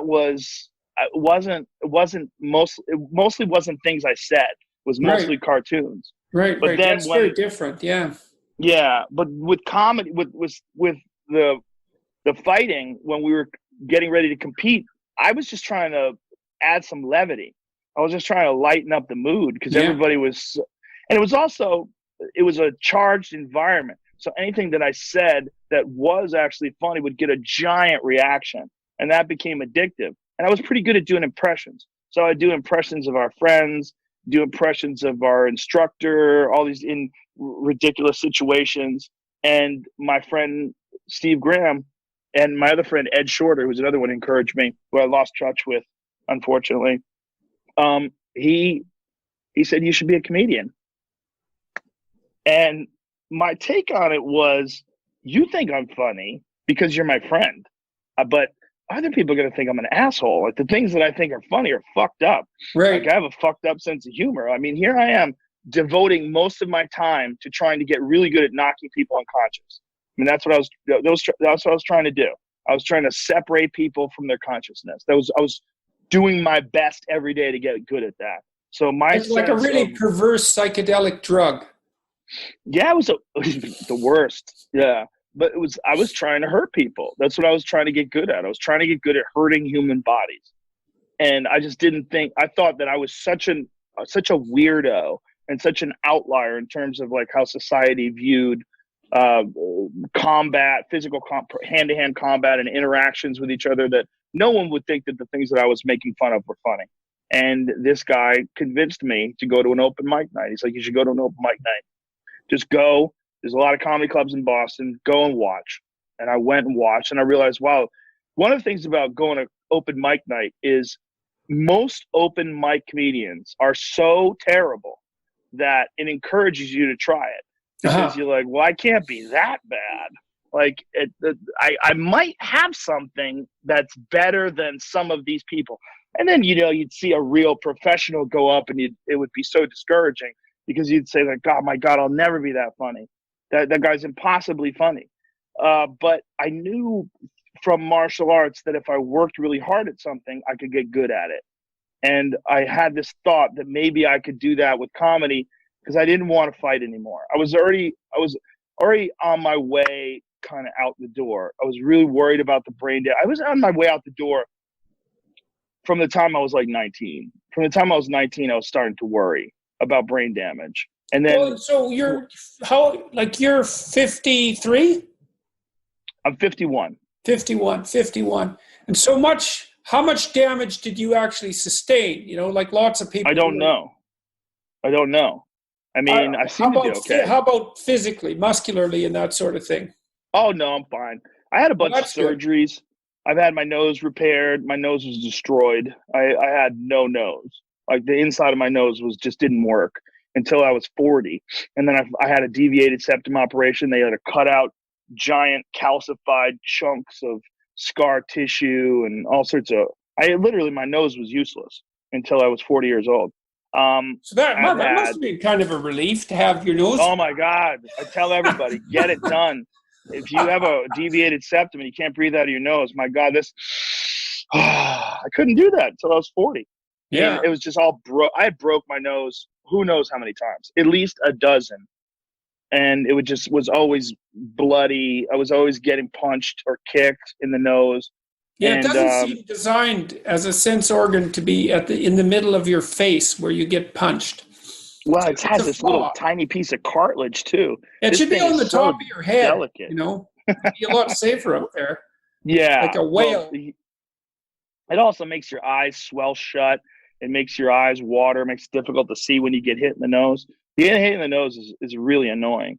But other than that, I had both my knees reconstructed. I had ACL tears in both knees. I had to get them reconstructed, and a bunch of other stuff. Oh yeah. So you took a bunch of other broken things. Yeah, broken yourself shins up pretty good. Feet. Yeah, broken knuckles, and I broke a lot of stuff. But everything works great now. I mean, after surgery, and I mean, for a person who's been through what I do, what I've done with my body works remarkably well. Yeah, it's amazing, actually. That's a lot. Yeah. You'd think you'd be arthritic, at least in some of your joints and that sort of thing. No, I'm pretty good. I mean, I also am very proactive. I do a lot of yoga. I've had a bunch of stem cell therapies to deal with some significant tears and injuries that I've had. But all that, knock on wood, everything works pretty good. But the brain damage thing is, I don't know. I really don't know. I really sit back and think about some of those wars that I was in. Yeah. Gym wars in particular, and some fights. And my last fight, I got TKO'd. I got stopped. I got hit with a left hook and dropped. And my legs went out from under me. And then I got up and I got hit again, fell down again. They stopped the fight. And that was when I decided I'm going to stop. I was like, I'm not giving this the same amount of dedication I gave when I was at my best. I was spreading myself way too thin with comedy, and I just didn't. I didn't have this same hunger for it that I had when I was young or younger. And I was also very aware of the consequences at that point in my life. I was like, I know where this is going. I saw guys at the gym that were punch drunk, that were slurring their words, and they would forget things. And I had seen some people progress towards that. And it was very, very disturbing to me. I'd be lying in bed at night after a hard sparring session. My head would be pounding. And I would think, what am I doing to my fucking brain? Like, what am I doing to myself? And I got real lucky that I found stand-up comedy. I mean, if the UFC was around back then, I most certainly would have started fighting. And, and to not be training intelligently, because I wasn't training intelligently. I was training like a meathead. And that was just all we knew back then. I probably would have sustained some pretty significant damage before I ever even got into the octagon. I probably would have already had massive brain damage before I ever had a fight. Right. So well, that's good. So you stepped out at an intelligent time. And so then you started your comedy career, and you started at open mics. And so tell me about how that developed.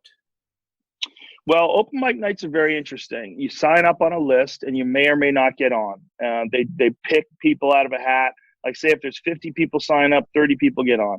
And, you each do 5 minutes. And, the host is generally a professional comedian that brings people up.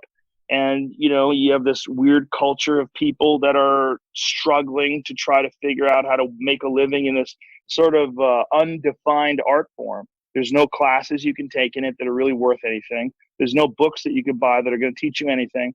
It's something that you kind of have to. The only thing that I liken to is rap music, because rap music seems to be very similar in the fact that you have to learn from other practitioners.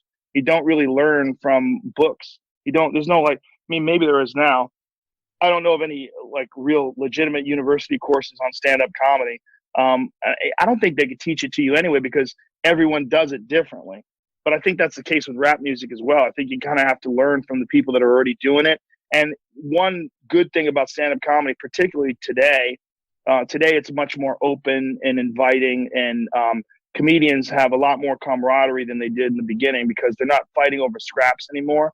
Now there's so many venues, so many different places to work. And then there's YouTube and the internet, and comedians, there's much more of a supportive community of people trying to help people. And I try to really concentrate on that. I spend a lot of time trying to help young comics.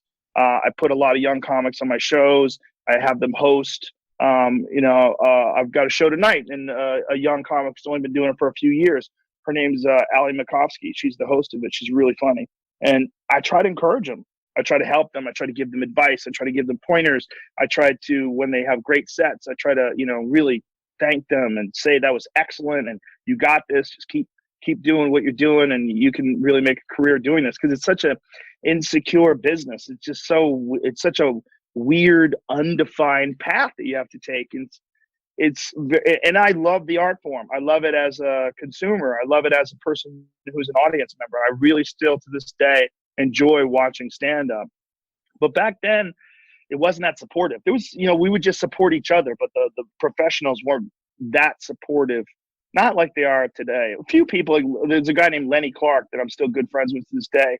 And I opened up for him. He was a Boston legend. And I was super fortunate to open up for him when I had been doing comedy for about a year. And he gave me some great advice, and that meant the world to me.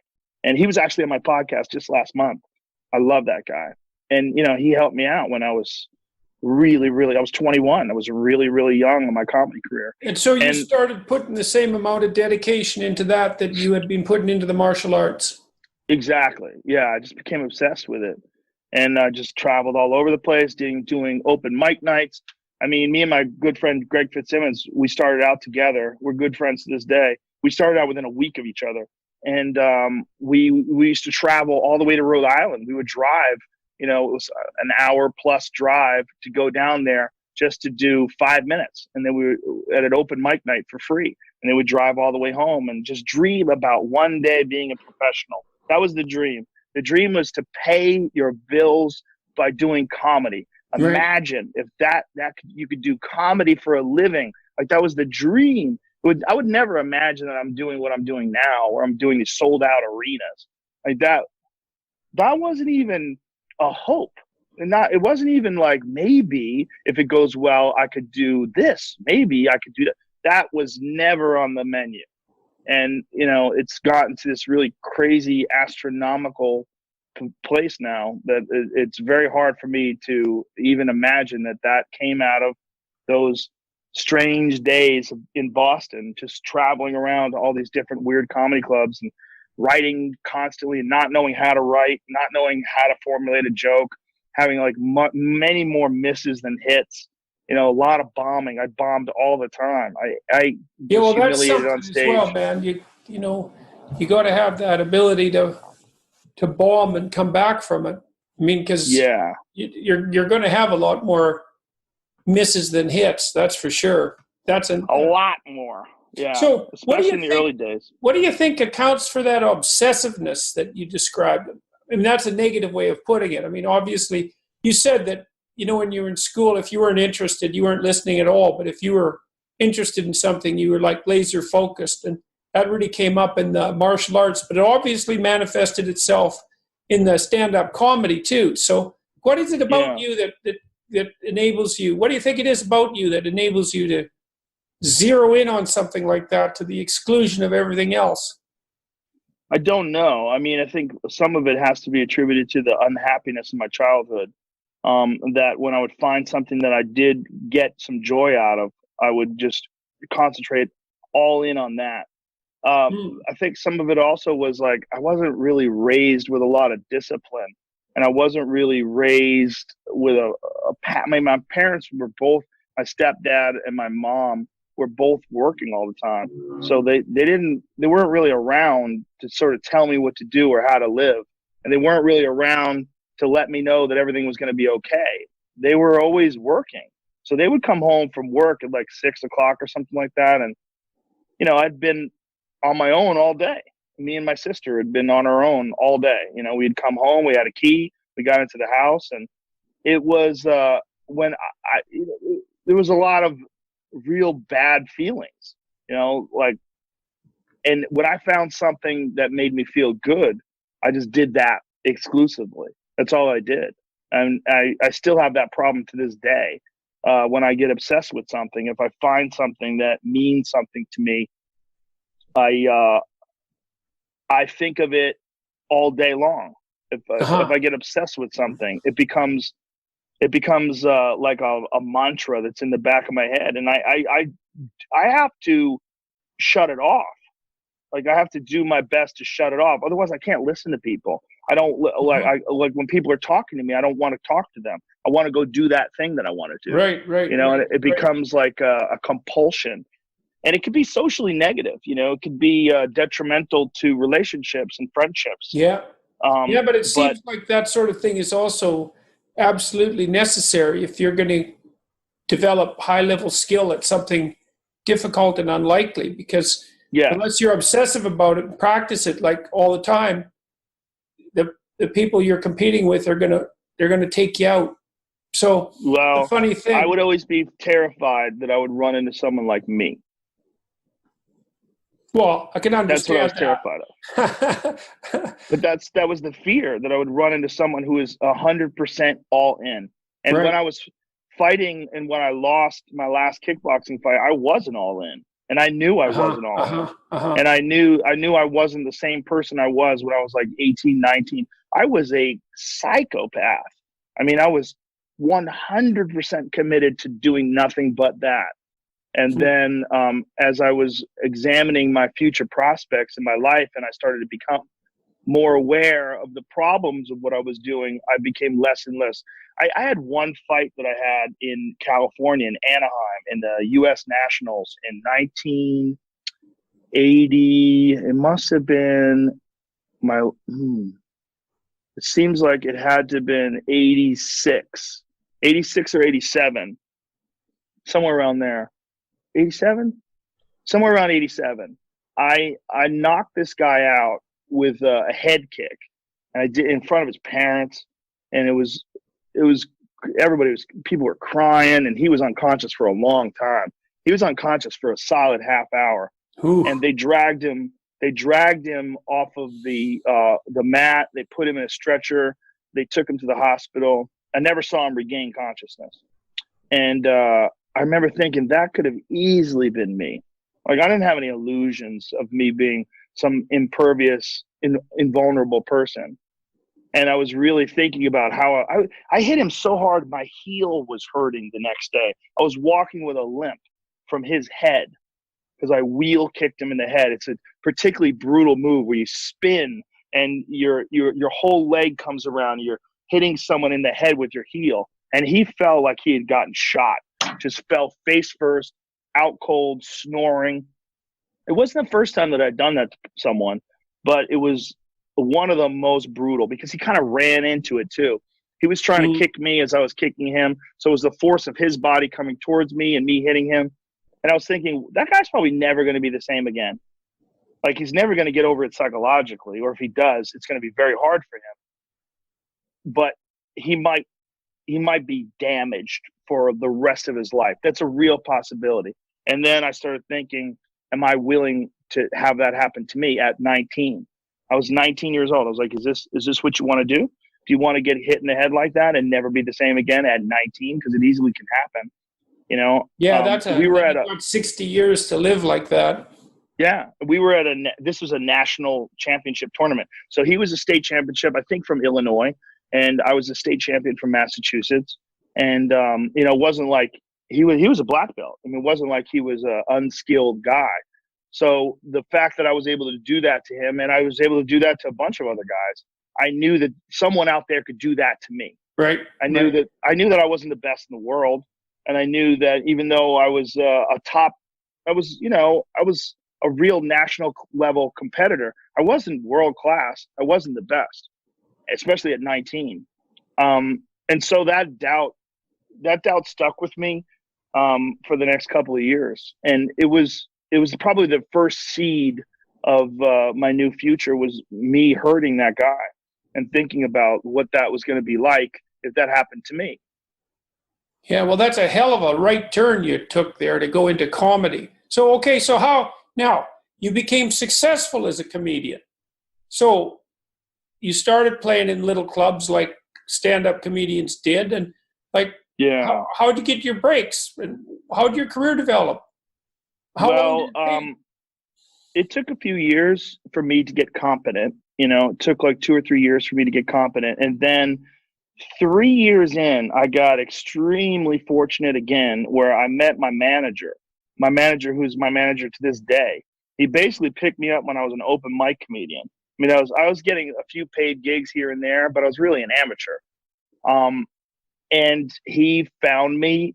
He was looking for new talent. He came up from New York. He was a really well respected and well recognized manager. Still is, of course. His name's Jeff Sussman, and we've been together for now it must be 28 years. Yeah, we've been together since I was an amateur. And that's a successful collaboration to span that amount of time. Not many changes. Yeah. We've been together forever. We don't even have a contract anymore. We haven't had a contract, I think, for like 10 years. So during all this time, this is just like a bit of a side question here, but do you ever have any time at all to pursue relationships with women? Oh, yeah. Well, you do comedy, you're in clubs at night. Yeah. You have most of your day to do whatever you want. When I was just a stand-up comedian, I had a lot of free time. I mean, you're writing jokes, but you can only do that a couple hours a day, or you get bored and then it's not effective. And then you're just kind of living your life and hanging out. And sometimes the best way to develop your comedy is to have good social interactions. It's actually kind of important when you're an aspiring comedian to be in a lot of social situations, because you are around people, you hear people say things, and then you think what they say is silly, or what they say is, you disagree or you agree. You see perspectives and points of view, and you kind of you develop an understanding of how human beings behave. It's kind of very important. So yeah, I was around a lot of different girls and a lot of guys and just being out, and you're always at comedy clubs and nightclubs, but I didn't go out other than that. You know, if I wasn't at a comedy club at night, I probably wasn't out. You know, it was always the same thing with like my obsession with fighting. And fighting came way easier for me than stand-up did. Stand-up was way harder for me. It was way harder. It was way harder to achieve confidence. What was harder about it? Well, you said it took you 2 or 3 years to get competent. So that was a lot of falling flat on your face, I presume. Yeah. And even then, even like 3 years in, I still could bomb at any moment. Mm-hmm. I mean, I could have a bad set. I didn't know how to do it. But also, I was socially awkward. I think it took me a while to not be so socially awkward. You know, that was an issue. And, you know, it was a lot of it was from my upbringing, but a lot of it was also, I kind of cultivated that when I was fighting. Yeah, I didn't want people to like me. I didn't care. Like, I didn't need them to like me. All I needed them to do, I mean, I kind of wanted them to be scared of me. You know, so when I was fighting, I wasn't trying to make friends out there at all. I was just trying to fuck people up. I mean, so when you were fighting, did you have any relationships with women, or were you pretty not much good ones? Not good ones. No, I didn't. I wouldn't allow them to do. I wouldn't allow them to have much of my time. You know, I didn't. I think to have a successful relationship, you have to spend a lot of time together. You have to communicate. You have to. The person has to almost be first place in your life. Yeah, and that was never happening. And so that would come up very often. Like, I was a girl that I was dating in high school, and you know, I used to teach at the school, so I had keys to the school. So one time I took her up there because I needed to get a workout in, and she wanted to have sex at the gym, and I was like, "There's no way. I wouldn't do it." I was like, "This place is sacred. Like, there's no chance." So she was trying to fool around, and I was adamant. I was like, "This is never happening. Like, this might as well be a church to me." I was like, "It's not happening." And you know, I was so horny when I was 17 years old. For me at 17 or 18 to say no to sex was crazy. Right. Like, that's a crazy story. Happening. I think we're gonna clip that and put it in a little clip that says Joe Rogan tells a story that no sane man would believe. Well, you know, that was the first refuge that I had from my life of despair. So for me, I wasn't going to screw that up. Right. And I felt like disrespecting the academy like that. Yeah, well, they had been treating you like an adult. And that's something. Yes. That's something when you're a teenager, you know, like to actually be treated that way. It's a good thing not to mess with if you're fortunate enough to have it. Well, I wouldn't even walk onto the training floor by myself with no one around without bowing. Uh-huh. I mean, there was no one there, but I would never leave the common area and step onto the training floor without bowing first. Right. Never.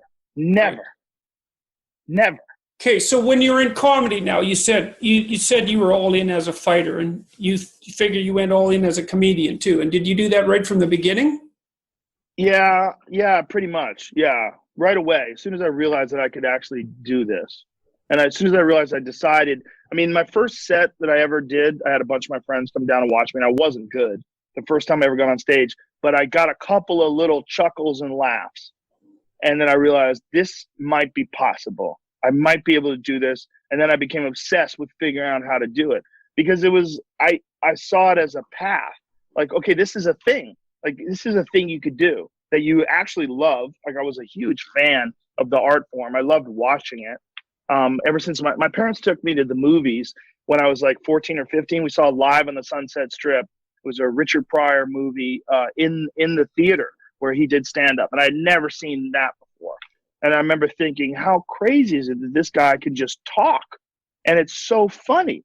I was falling out of my chair laughing, and I was looking around. I remember looking around while the movie was playing at all these people in their chairs, just rocking back and forth and laughing so hard. Yeah, it's really something to see. Amazing. I saw especially when you're a young teenager. Like 16. I know you should talk about Bill Cosby, but I saw him live. And like I saw him live too when I was a security guard. Oh yeah. I saw him I was a security guard at Great Woods. I saw Kinnison there when I was a security guard. I saw Rodney Dangerfield there. Yeah, I saw quite a few people there. Yeah, well, it was something to see him sit on his stool with his cigar and get the whole audience like literally hysterical. I mean, the guy in front of me was rocking back and forth so hard he could hardly breathe. His wife kept elbowing him to get him to kind of, turn back into something vaguely resembling a human being. But it's really amazing to see someone with that much command of the audience and so consistently, unbelievably funny. He's the most tragic story in all of show business. Man, it's a catastrophe. Next to Michael Jackson and O.J. Simpson. I mean, those are the three most tragic stories in show business in my mind. Yeah. And he's a monster. I mean, it's crazy. Yeah, no. This brilliant comedian is a monster. What the hell? The thing that's so strange about Cosby, you'd think, well, like, was this really necessary?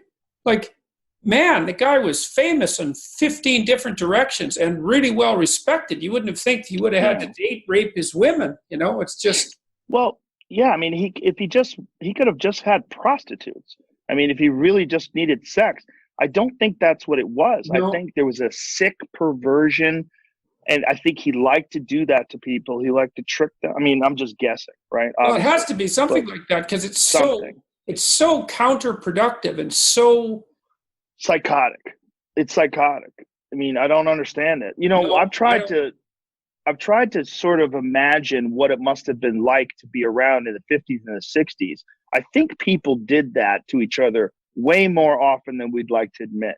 And I think that it was more casual than we would think of today, where people would slip someone a Mickey or, he even had a bit that he did way back in the day about giving someone Spanish fly, that you'd give someone something that would make them horny. Right. I think he was probably a guy that had an incredibly inflated opinion of himself, didn't want anybody to ever reject him, experienced that a few times. Again, this is pure speculation, and just decided that he was better than people, that he could just drug them. It's so strange, though, because his comedy was basically it was generally family oriented. It was, and he put himself forward as a role model, and he was credible. Like, he was credible as an actor, as a role model, and he seemed credible as a spokesperson. It kind of makes me think, there's this idea that the psychoanalysts had. There's a guy named Erich Neumann who was a student of Carl Jung's, and one of the things that Neumann said, he wrote a book called Depth Psychology and the New Ethic right after World War II, and it's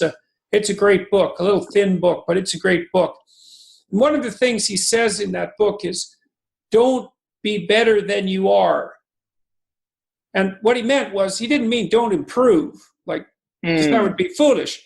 He meant beware of adopting a persona that makes you a far better person than you actually are, because all of that part of you that you're not admitting to, that's going to go off and have its own life, because you're not integrating it, you're suppressing it in some way, and you're not, and so it's a living thing, like the aggression you had when you were a fighter, that's a big, deep part of you, you can't just push something like that aside and pretend that it's not there and think that it's not going to go off and have some fun when you're not paying attention. Yeah. So to me, something like that must have got him, is that he was split between this really good guy that he was trying to be, which was too good, and this more monstrous side of his personality that he obviously never integrated, or perhaps never even admitted to. It's really a hell of a story, man. It's and it really is a catastrophe. I think it was an absolute bloody catastrophe for his victims, obviously, but just as a general cultural phenomenon, it's so awful. Yeah, I couldn't agree more. And they say you should separate the man from the art, but in his case, it's almost impossible to do, because his art was his perception of life. So when you're watching him, it's not like a painter or even someone who makes a movie. It's when you're watching him now, and all you can think of as he's talking about these different things, and about, I told my children, he's doing this lovable dad voice, and all you can think of is, that guy rapes people. He drugs them and rapes them. Right. I can't enjoy it anymore. Yeah. And he's unquestionably, as far as like his skill, he was one of the greatest of all time. Yeah. All right. So Yeah. you got a manager, and you got a good one. And what happened? Yeah. I moved to New York, and then once I moved to New York, I started doing a ton of stand-up comedy. I was traveling all over the place, and I got better and better, and I kept working on it, and just doing a lot of gigs and just going all over the place. And then a few years later, how old were you by the time you were like paying your bills? Because that was your first marker for success. probably like 26, 25, 26 was when it all started coming together. Oh yeah, so that's not too bad. That's not too Yeah, bad. I mean, I wasn't Not old enough to be making a lot desperate. of money. I was making enough money to eat and pay my rent. And then somewhere around then, I did a thing called the MTV Half Hour Comedy Hour. That was it was a television show they had on MTV, and each comedian, I mean, I don't know how much time I did on the show. I think you do like 7 to 10 minutes or something like that. It wasn't a lot of time.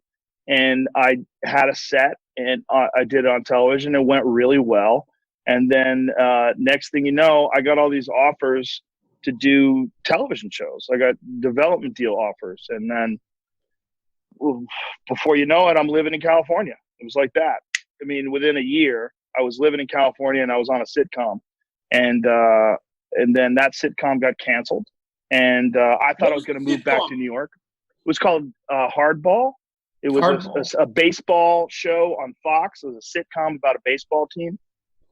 That show got canceled. And then I got a development deal with NBC. I was going to move back to New York, but I had signed a lease for my apartment. I hated LA. I hated actors. I didn't like it. It was so disingenuous. The worlds that I had come from were the worlds of stand-up comedy, which is about as real as you can get. Either you're funny or you're not. And then the world of fighting, which was even more real than that. And then all of a sudden I was around all these people that were just full of shit and weird. And it was they were put on these personas, and they wanted the casting agents to like them and the producers to like them. And everything was fake, and everybody knew it was fake, but they all accepted it, and they talked fake. And it was very, very strange, very hard for me to deal with. I really didn't like actors. I didn't like being, and the only place that I sought refuge. It's a funny thing that there'd be an automatic assumption that because you were a good stand-up comedian that somehow you'd be an actor. Like, yeah. It seemed to be the same thing. No, they're not. But the thing is that a lot of comedians had gone on to be super successful in the world of sitcoms, like Right. Roseanne Barr, Jerry Seinfeld, Tim Allen, those type of people. They had these huge careers, Brett Butler. So because of that, all that was happening at the same time. This was like in 94-ish when I got on TV for the first time. And that was what they were pushing. And then agents and managers would push that too, because obviously you can make a tremendous amount of money. So that show got canceled, but I had a lease for this apartment. So I was kind of stuck in LA. So I was like, all right, let me just stay out here and see what happens for a year. That was my thought. And then I got a development deal with NBC. They wanted to do a sitcom with me. And then I wound up auditioning for a show that they had already had called News Radio.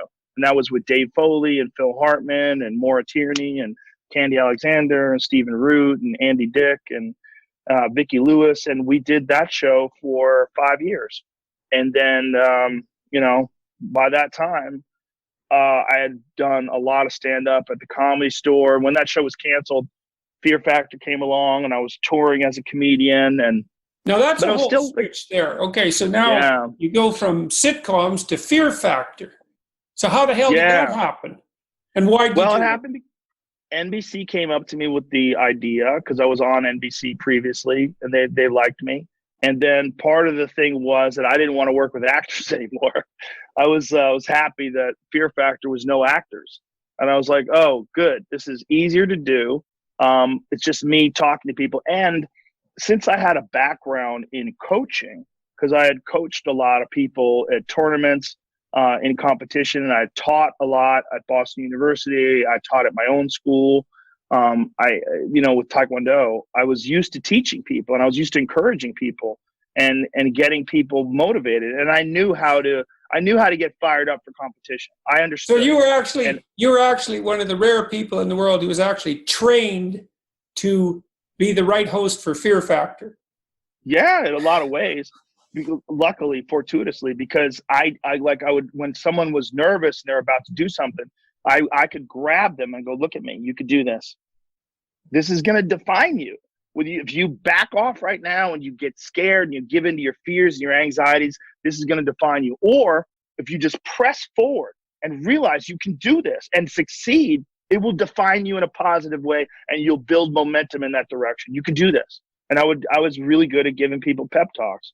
I was really good at firing people up. And it was part of the gig that it was completely unexpected, because I thought the gig was just going to be these people do these crazy things and, I make fun of it, which is part of my job. And we all cheer and it would all play itself out because it was a reality show. And it was sort of a game show / reality show. It was like a hybrid.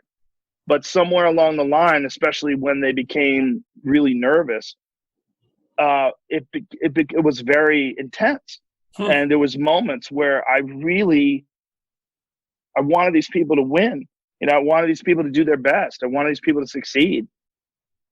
And to be able to encourage someone. Trading, man, and that's the basis of psychotherapy.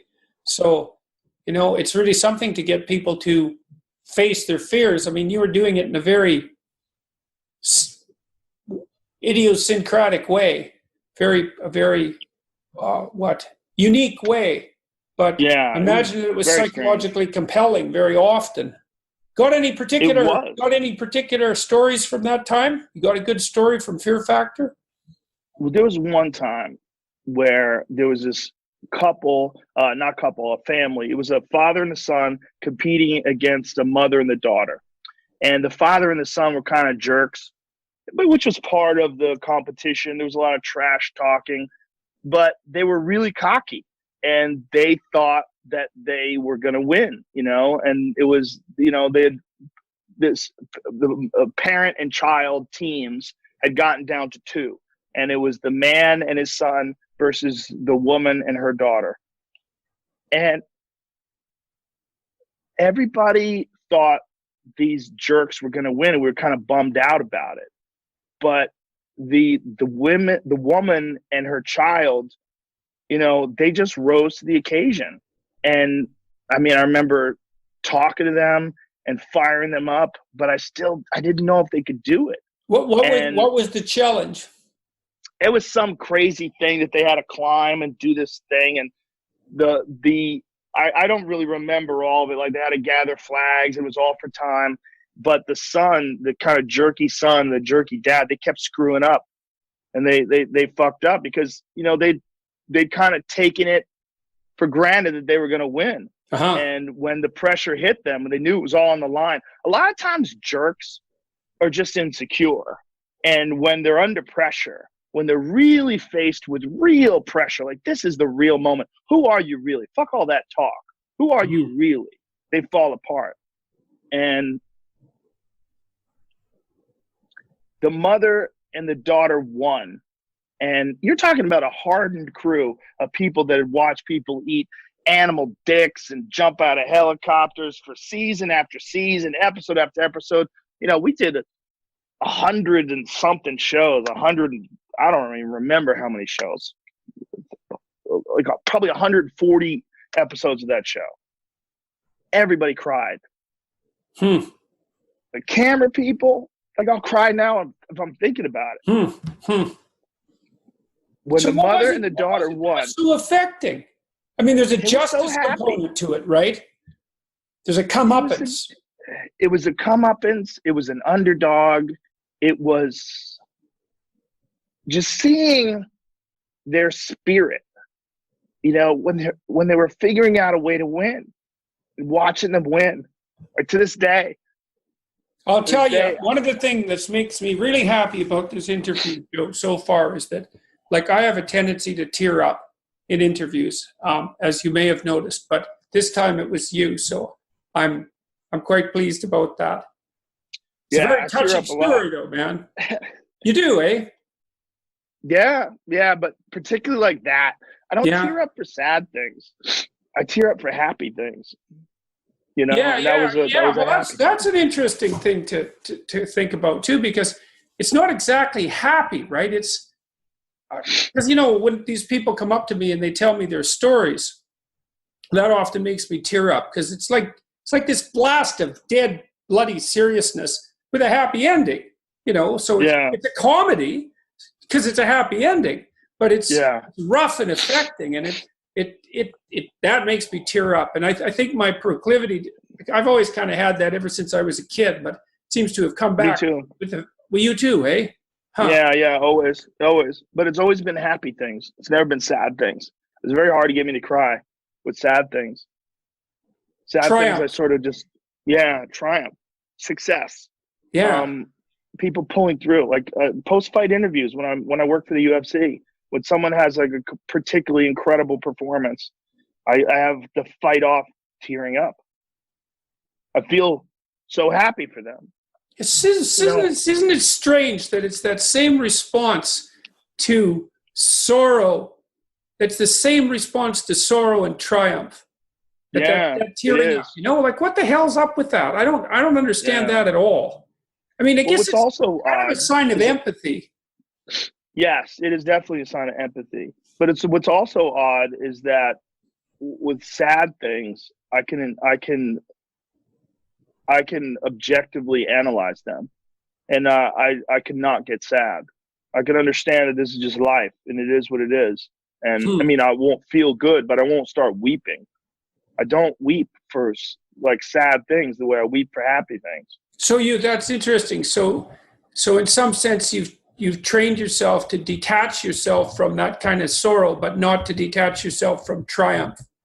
I can rationalize and understand sorrow. I can internalize it. I get it. I know what it is. And I just get so happy for people sometimes Hmm. when things go well. Yeah, one of my guilty pleasures is I really like America's Got Talent and the BBC equivalent. What the hell's the BBC equivalent? Is it the X Factor?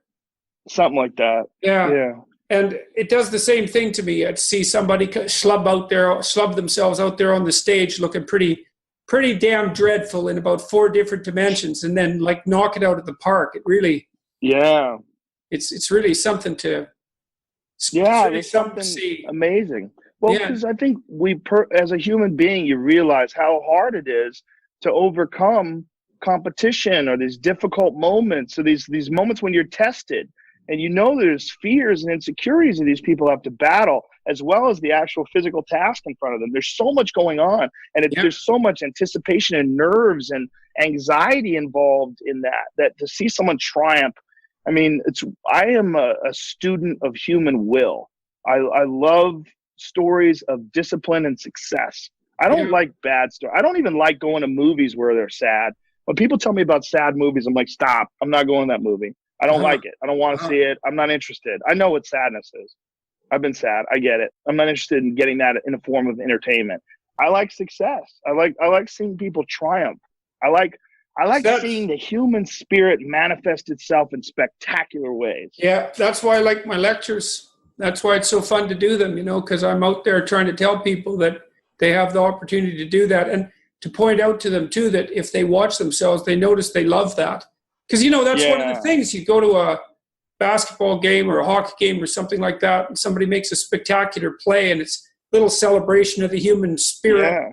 ability to Yeah. do something impossible in the moment, and everybody's up on their feet like in 1 second. Yes. Go, man, go. And Yeah. that's Yeah. like that's the more of that, the better, as far as I'm concerned. There's so much Yep. concentration on our the destruction we wreak on the planet and our original sin and our weakness and the terrible things we do to each other. It's really nice to see those situations where people are celebrating the triumph of an individual in a group like that, and really says something wonderful about human beings deep in their core for all of our problems. It's really something to be part of that. Yeah, I couldn't agree more. And I think we concentrate way too often and way too much on the negative aspects of people. I mean, it's this is almost one like of the things. sports is about the only place that doesn't happen, It's kind of strange because you do concentrate on the positive in sports. You celebrate the winners, The cameramen don't go over and interview the losers. I mean, they'll Yeah. talk about all that, but I don't know why it is that in sports it's okay to celebrate the triumphant and the victorious, but it is okay, and no one questions it. Or well, that's not true because now they have like non-competitive games for kids, and that's part of the politically correct curriculum. But most of the time, most sane people will celebrate along with a victorious athlete, and that's really something. All right, so Fear Factor. How many years did that last? 6 years. Were they good years? It was good financially. Yeah, well, that's something. I made a ton of money, and it alleviated financial pressure. But I enjoyed doing it somewhat, but it was not like the way I enjoy the other things that I do. It's not like I enjoy stand-up comedy. It's not like I enjoy working for the UFC. It's not like I enjoy doing podcasts. All those things that I just talked about, those things are labors of love. They're passions. They're things that I'm really genuinely fascinated by and interested in. Like this conversation, I would have this conversation with you if it was just you and me and there was no cameras. I would love to have this conversation. I love having conversations with interesting people. I love stand-up comedy. I love all those things. I didn't love being there for Fear Factor, but it was a great job, and I knew it was a great job, and I knew I was really lucky to have it. So it was great in that respect. But when it was over, I'd kind of decided I was done with television. When it was over, I was like, okay, I think I'm done with this. No more of this. From here on out, I'm just going to concentrate on my own stuff. And so from then on out, I just really focused on stand-up comedy. And that's when my comedy career really took off, was post Fear Factor. I mean, I had a comedy career during Fear Factor, but it really took off post Fear Factor because I really gave it all of my attention. And so what happened after Fear Factor that boosted you on the comedy circuit? Well, I did a special for Comedy Central and Spike TV called Talking Monkeys in Space in 2009. That was like probably my best work up until then. And then, from then I've been on a pretty steady pace of doing specials every 2 years or so ever since then. Right. And that's been successful nonstop. Are you getting better? Yeah, I think I am. I think I'm getting better. I think it's one of those things that as long as you keep concentrating on it and as long as you keep focusing on it, you're getting better. I think my hour that I'm doing now is as good as anything I've ever done, and it's not even done yet. It's only, 6 months into this hour, but I think it's some of my best work ever, and I'm really excited to see where it comes. Well, I mean, there's no rush because it's only 6 months since my last one. I probably will work on this for another year before I even think about recording it. Oh yeah, so if it's good now, it should be really good by then. Mm-hmm. Yeah, it's like a samurai sword. You're folding the metal and hammering the blade, and folding the metal and hammering the blade, and you got to know when it's ready. And I'll start to get a sense of where it's ready in about a year. In about 1 year, then I'll start going, all right, this seems pretty solid. Maybe it's time to rock and roll. And then I'll contact Netflix, and I'll say, hey, let's do it. Let's set it up in whatever city I decide, and I'll pick a city. I'll just run it over in my head. I'll pick a name for it. Well, maybe I'll try to stay posted on what you're doing and come down and see it. That'd be fun. Yeah. I missed you the last time you were here in Toronto, but I'd like to come and see one of your shows live. I think that'd be a blast. So yeah. Okay. So the next was the UFC, eh? Yeah. That was TV too. The UFC happened while I was on news radio, actually. While I was on news radio, I started working for the UFC way back in 1997. But the UFC was more of a sideshow back then. It was banned from cable. You could only get it on satellite TV. Right. It was a freak show. People didn't know about it. I mean, I loved it because as a lifelong martial artist, to me, it was fascinating to watch all these different styles compete against each other. But it didn't pay much money. And even though it was enjoyable for me, it got in the way of other aspects of my life. And so I quit around 1998. And then somewhere along the line in around 2001, the UFC was purchased by this new company. And when they purchased this, my earphones are dying. I'm gonna have to take these off and unplug this here. Can you hear me still? Is that good? Yeah. It's good? Okay. Once it started, once the new company took over, they were trying to get people to go to their events, and they asked me to go to the event. You know, it's when I was doing Fear Factor. And so I went and watched it live. And when I was watching it live, I was talking to Dana White, who is the president of the UFC, and just talking to him about the sport and all these different things I think about. And are you interested in this guy? I was asking about various obscure fighters who were competing in Japan. Maybe he didn't know about. You should try to get these guys. And then somewhere along the line, he said, "Hey, you want to do commentary?" And I was like, I don't want to work, man. I'm just here. I just want to enjoy this. So he and I became friends, and he talked me into doing it. And I first did it for free. I did like 12 events or so for free, just for fun. I was like, just get tickets for my friends, and I'll go and I'll do commentary for you. But I didn't take it that seriously. I didn't ever think it was going to be, you know, a career. Right. And I would be this, you know, well-known commentator in mixed martial arts. I just thought I was doing it as a favor for them and for fun for me. And, you know, lo and behold, here we are 18 years later. I'm still doing it. I presume they're paying you now. What's that? I presume they're paying you now. Oh, yeah, they pay me a lot. That's good. That's good. That's better bargaining position, I would say. Yeah. Yeah, they're very generous. Okay, so that's kind of an understandable transition in some sense, because, you know, you got your social skills highly developed, and you got your ability to be witty on demand highly developed, and to pay attention to an audience, and you had the martial arts background, and so UFC commentator, that makes sense. It's that, all right, so now where does the podcast come in? How the hell does that happen next? Yeah, I guess it's next, isn't it? Yeah, the podcast was 2009, I guess, when it first started. And the podcast was basically, it was just for fun. It was like something to do with my friends. Me and my friend Brian, we just decided to set up a laptop, and people would ask questions, and we would just start just talking about things. And then it became a weekly thing, and then we started uploading it to iTunes. And then, you know, I started getting guests. And then it took years before it was profitable. I mean, it was just for fun forever. Like a lot of things that I've done, it was originally just for fun. Well, that's pretty early podcast too, though, 2009. So very early. Yeah. I mean, podcasts for lots of people, they're still not a thing, although that's really changed in the last 3 or 4 years. I mean, you know, they're definitely a mainstream media phenomenon now. But 2009, I mean, that was fringe stuff fundamentally. Yes. Yeah, it was very fringe. There was just a few advertising market at that point. I wouldn't have thought. Not much of one. No, anyways. No, there was no ads. We didn't have ads for years. And then slowly ads started trickling in. The first ad was the Fleshlight, which is a masturbation device.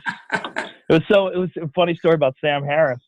Sam Harris, who was a guest really early on, when the Fleshlight was the only sponsor, requested that we not have the Fleshlight as a sponsor on the episode that he was on. And so I was like, okay. So I took that week off. I just decided no sponsor that week. And that's funny for very many reasons. It's funny that was your first. Well, you know, pornography leads the way, right? Yeah. Get on the internet. Yeah. Yeah. It is kind of funny. Yeah. Yeah. And you know, what's even also funnier is that the guy who was, I guess he was a CEO of the Fleshlight or marketing something or another of the Fleshlight. He went on to form On It with me.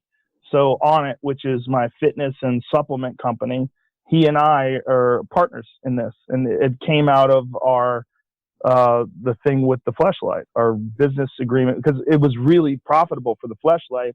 And he realized early on, like, wow, like having a podcast sponsor something can be incredibly lucrative if the podcast is well respected and well received. Like, this is sort of an untapped advertising market. Hey, let's start a business and just use the podcast as a method of launching this business, and let's see how it goes. Right. So the podcast, that became very successful too. But the podcast sort of took on a life of its own. It went from being just me hanging out with comedians, talking to me interviewing people like you, or having conversations, I should say, more than interviewing people like you, and scientists and archaeologists and doctors, and I mean everyone. World. Yeah, well, right. You started talking to everyone. Yeah, everyone. Really, everyone. And it was mostly comedians to begin with? Yes. It was almost all comedians in the beginning. And the everyone part is interesting because that's something that people resist or resent more than anything now. Like, the thing about this that you see now, you see this expression, giving someone a platform. Yeah. Why would you give someone a platform with those ideas? And it really comes down to this concept of silencing opinions that you don't agree with. And my thought on it has always been, I want to talk to all kinds of different people. And even if I don't agree with them, I want to find out why they think the way they think. Yeah. Well, there's also an element of useful disagreeableness there. It's like, I'm going to talk to whoever the hell I want to. Yeah. Like, I don't care what you think about it. I interviewed Milo, speaking of people that you're not supposed to be talking to. Recently? Yeah, like a week ago. Yeah. Did you take a lot of heat from that? It hasn't been broadcast yet. I don't think I'm going to take a lot of heat for it, because we didn't have a political discussion. What did I talk about? Psychological discussion. Well, that's interesting. I was really curious about how he got taken down, when he was talking about his sexual abuse when he was a kid and defending it in some sense. Like, I watched that interview and I knew he was in trouble as soon as he completed it. I figured, no, you said things that you're not allowed to say. And I think a part of it was that, I was split in two parts watching it, partly because I was also watching it as a clinician. I thought that it was admirable of Milo to refuse to take the victim stance because he had been such an anti-victim, what would you call it, agitator or advocate, right? And so he said, well, I was a full participant in this. But then the clinical side of me thought, no, man, you haven't updated your memory since you were 14. Like, you're still thinking of adult Milo as 14-year-old Milo, and you're not thinking about 14-year-old Milo as a kid. And so that was sad for me to see that, because often when people are traumatized, in some sense, around the area of trauma, they don't mature. Like, it's like they get stuck. Well, look, imagine that you're on a path and you come towards an obstacle that's impenetrable, but you really need to get through it to fully develop. Like, it's part of what you need to grow up, but you can't. So you walk around it, but you leave the part of yourself that could have matured behind there. And because it didn't deal with the challenge, like, this is sort of what you were experiencing maybe on Fear Factor, maybe why you're you're so emotionally affected by triumph. It's like you get defeated by something like that. You can't overcome it. There's part of you that gets stuck there in a sense. And it's something Freud observed like 120 years ago, that people would fixate at a certain age because something had happened to them, or at least part of their personality would. I could see that happening with Milo. And I thought that he was in a really tough spot because he'd been molested. He didn't want to play the victim. Yet he actually was a victim, which was the perverse goddamn thing. And that, the way he spoke about it could easily have been twisted, misinterpreted, partly because of his own doing, into a quasi-justification for pedophilia. And then he also said, well, that this was relatively common practice in the gay community. And I figured he'd be cut to ribbons for bringing that up. But he said in the interview, it was really weird, He said that it wasn't the left-wingers that took him out. It was the conservatives. And they were mad because he was slated to speak at CPAC, and the straight Republican types, not the Trump types, but the more classically conservative Republicans, didn't think that Milo Yiannopoulos was the right kind of guy to have speaking at CPAC. And so his sense is that it was actually the moderate right that wiped him out. And so that was interesting, and I didn't expect that. And we also talked a fair bit about, I can't tell you all of it because then nobody has to watch the damn podcast, but or listen to it. But he's also shifted his viewpoint quite substantially on what happened to him when he was 14, and he describes the process he went through to kind of rethink that, not least because of all the controversy it caused. So, I think, well, that was our conversation. It lasted a couple of hours. It was, I asked him how he was doing and what he was planning on doing, and so that was kind of interesting to find out too. But we never got into anything that was remotely political, and so I was happy to have had the conversation. The thing about people like Milo is I don't give a damn what you say about them. Alex Jones is the same sort of person. I think the same thing about Tommy Robinson, for that matter. It's like, these people are interesting. Like, they're strange people, and they have an effect on the world. And like, what are you supposed to do? Are you not supposed to be curious about that? It's like, this is this deplatforming thing. Yeah, it's the deplatforming thing. Like, they have this idea that you should not have a differing opinion. If you have a differing opinion, it should never get a platform. And it's also more perverse than that even. It's the idea that if you give someone like that, quote, a platform, so now you're willing to talk to them, that you must agree with them merely because you're conversing with them. And it's like, that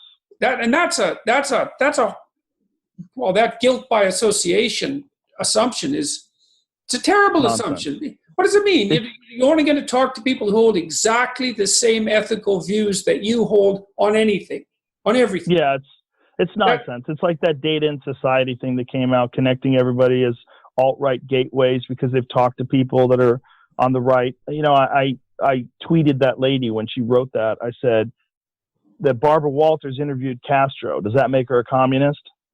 And it's basically how my take on all this stuff is. There's nothing wrong with talking to people. And I feel like Milo, almost has been his own worst enemy because he's such a provocateur. And now they've turned a lot of that stuff that he was saying as a provocateur, and they've turned it against him. But I think that you and him have this one thing in common, in that you get categorized by lazy people who are not good at nuance, and they put you in this box that other people have created. And this box is, this is an alt-right this is a conservative that, this guy's a Nazi, this guy's a white supremacist, this guy's a that, whatever it is, they put you in that box. And then socially, you have to, in order to fit into the ideology, in order to fit into this groupthink, you have to sort of accept these definitions, that this person's bad, that person, Gavin McGinnis, is a Nazi, Milo Yiannopoulos is a Nazi, that these people are this, these are the problem, without any real understanding of who those people really are, without any real grasp. Yeah, well, that happened to Sargon of Akkad, right? Happened to Carl Benjamin. Hey, by the way, we're launching our alternative social media platform soon. Excellent. We've got it going. Yeah, it's going to be, we tried out the first of the technology. I just debated Slavoj Žižek on last Friday, and he was hypothetically the world's foremost Marxist philosopher, although it turned out that he wasn't really a Marxist at all. He called himself a Hegelian, which is actually way different than being a Marxist. And so it wasn't really much of a debate. It was more me attacking the Communist Manifesto for half an hour, which I found rather straightforward thing to do, and then us having a rather peculiar and productive discussion for about an hour and a half. But anyways, ThinkSpot tested their technology, so the live stream technology, and we've got some cool features that no other platform has. So it'll be a subscription service, and so that's partly what makes it a replacement for Patreon to some degree, because we want to be able to monetize creators. But we've got different terms of service, and so the essential issue with the terms of service will be that once you're on our platform, we won't take you down unless we're ordered to by a U.S. court of law. That's basically the idea. So we're trying to make an anti-censorship platform. And then there's other features too that are quite cool and unique. So for example, you might be interested in this with regards to your podcast. So if you listen to your podcast on our platform, people will be able to like pick a time in the podcast, like maybe a 30-second clip, and just mark it out. And then they'll be able to either make a written comment about it or an auditory comment and then send that to a friend or post it, so that there can be continual running conversations in audio and written form on podcast content constantly. We want to do the same thing for YouTube videos so that people can append their own video to any part of a video and then distribute that to their network, or also post it so that people can watch, so that we're hoping we can get a real dialogue. We can really add dialogue to the podcast and YouTube world. We're also going to do the same thing with books. So if you buy an ebook on the platform, you'll be able to annotate publicly. And so what that should mean is that every book that's sold on our platform that many people purchase will become the center of multiple conversations. And we can do that with books that are in the public domain. So, for example, one of the books we're going to post right away is Beyond Good and Evil by Nietzsche. And I'm going to start annotating it. And so what that should mean, if you look at the Bible, it's a good example. People have been annotating it for like 5,000 years, right? Every verse has God, books written on it. So it's just this incredibly expanded document that's pulled in thousands and thousands of people to this collective conversation. And this platform should be able to allow people to do that with great works of art, and then also with current affairs and events, and such as YouTube videos and podcasts. And so it's nice looking too. It's got a fairly professional feel. We're hoping that we'll be able to pull people who are interested in intelligent conversation specifically into this platform, and maybe start to pull them away from YouTube and some of the less specialized channels. I'm hoping it's that plus our anti-censorship stance, and it'll be invitation only to begin with, so that we can beta test it, make sure the damn thing works, and that we're not fooling ourselves about its appeal. So that's come a long ways, and hopefully, I think we've got 4, 5, 6 people who are interested, who are lined up. Ruben is going to use it. I'm going to use it. James Altucher, Jocko Willink, Michael Shermer. I think those are, and Carl Benjamin, Sargon of Akkad. They'll be our first beta testers, fundamentally. That sounds awesome. Yeah, I'm looking forward to it, man. If the bloody thing works, I'd like to have a conversation with you about it at some point, because. Oh, for sure. I would love to try it. Okay. Well, I'll let the developer know, and but I think the annotation feature could be really cool, and we're also setting it up so that if you do comment, all the comments will be up and down voted. And if your ratio of down votes to up votes falls below 50-50, then your comments will be hidden. People will still be able to see them if they click, but you'll disappear, from the mainstream. And we don't know if 50-50 is right. We're going to have to play with that, and because we're also trying to control stupid trolling. And I think we're going to put a minimum length requirement on for written comments, so that you can't just say 4 words, like this guy's a fucking idiot, no, we don't need that. So that, if the minimum comment length is 50 words, you're going to have to put a little thought into it. Even if you're being a troll, hopefully you'll be a quasi-witty troll. So anyways. Yeah, that's the ultimate battle, right? Is trying to combat the trolls in some sort of a way, or mitigate their impact. Yeah, well, it's the ultimate battle is to do that without being censorious, right? Because you want people to be able to express their opinion, but there's a difference between, it's subtle, but there's a difference between productive dialogue and provocation without wit for the purpose of causing trouble. there's so many people out there that are just bored, and that's what they use the internet for. They're at work, they're in a cubicle all day, and they get their jollies out of just fucking with people online. And my producer, Jamie, he has a friend who does that. I mean, this is what this friend does. He has a bunch of accounts, and he just trolls people. He tries to troll celebrities, and he tries to get them to respond to him. He says mean things to them, and that's how he entertains himself while he's at work. That same dark side that was manifesting to a much greater degree in Bill Cosby. Yeah. Right. The guy is also depressed. He's also a depressed guy. He's a failure in life, and he's everything you would expect. Yeah, someone who uses that kind of time for recreation. Right. So the issue with him is like he should take some of that. So if he would admit to himself his aggression, if he'd come to terms with it, he could take that damn aggression and he could integrate it into his personality. And that would make him able to focus on his life. Like you said, when you started your martial arts fighting, that you were obsessed, hey? And you were also sick of being pushed around and all of that. And you were like willing to do something about it. But obviously, and it's obvious just talking to you, that the aggressive part of your character is like deeply integrated inside of you. It's not hiding out in some corner doing stupid things that, you're not paying attention to. It's right there at hand.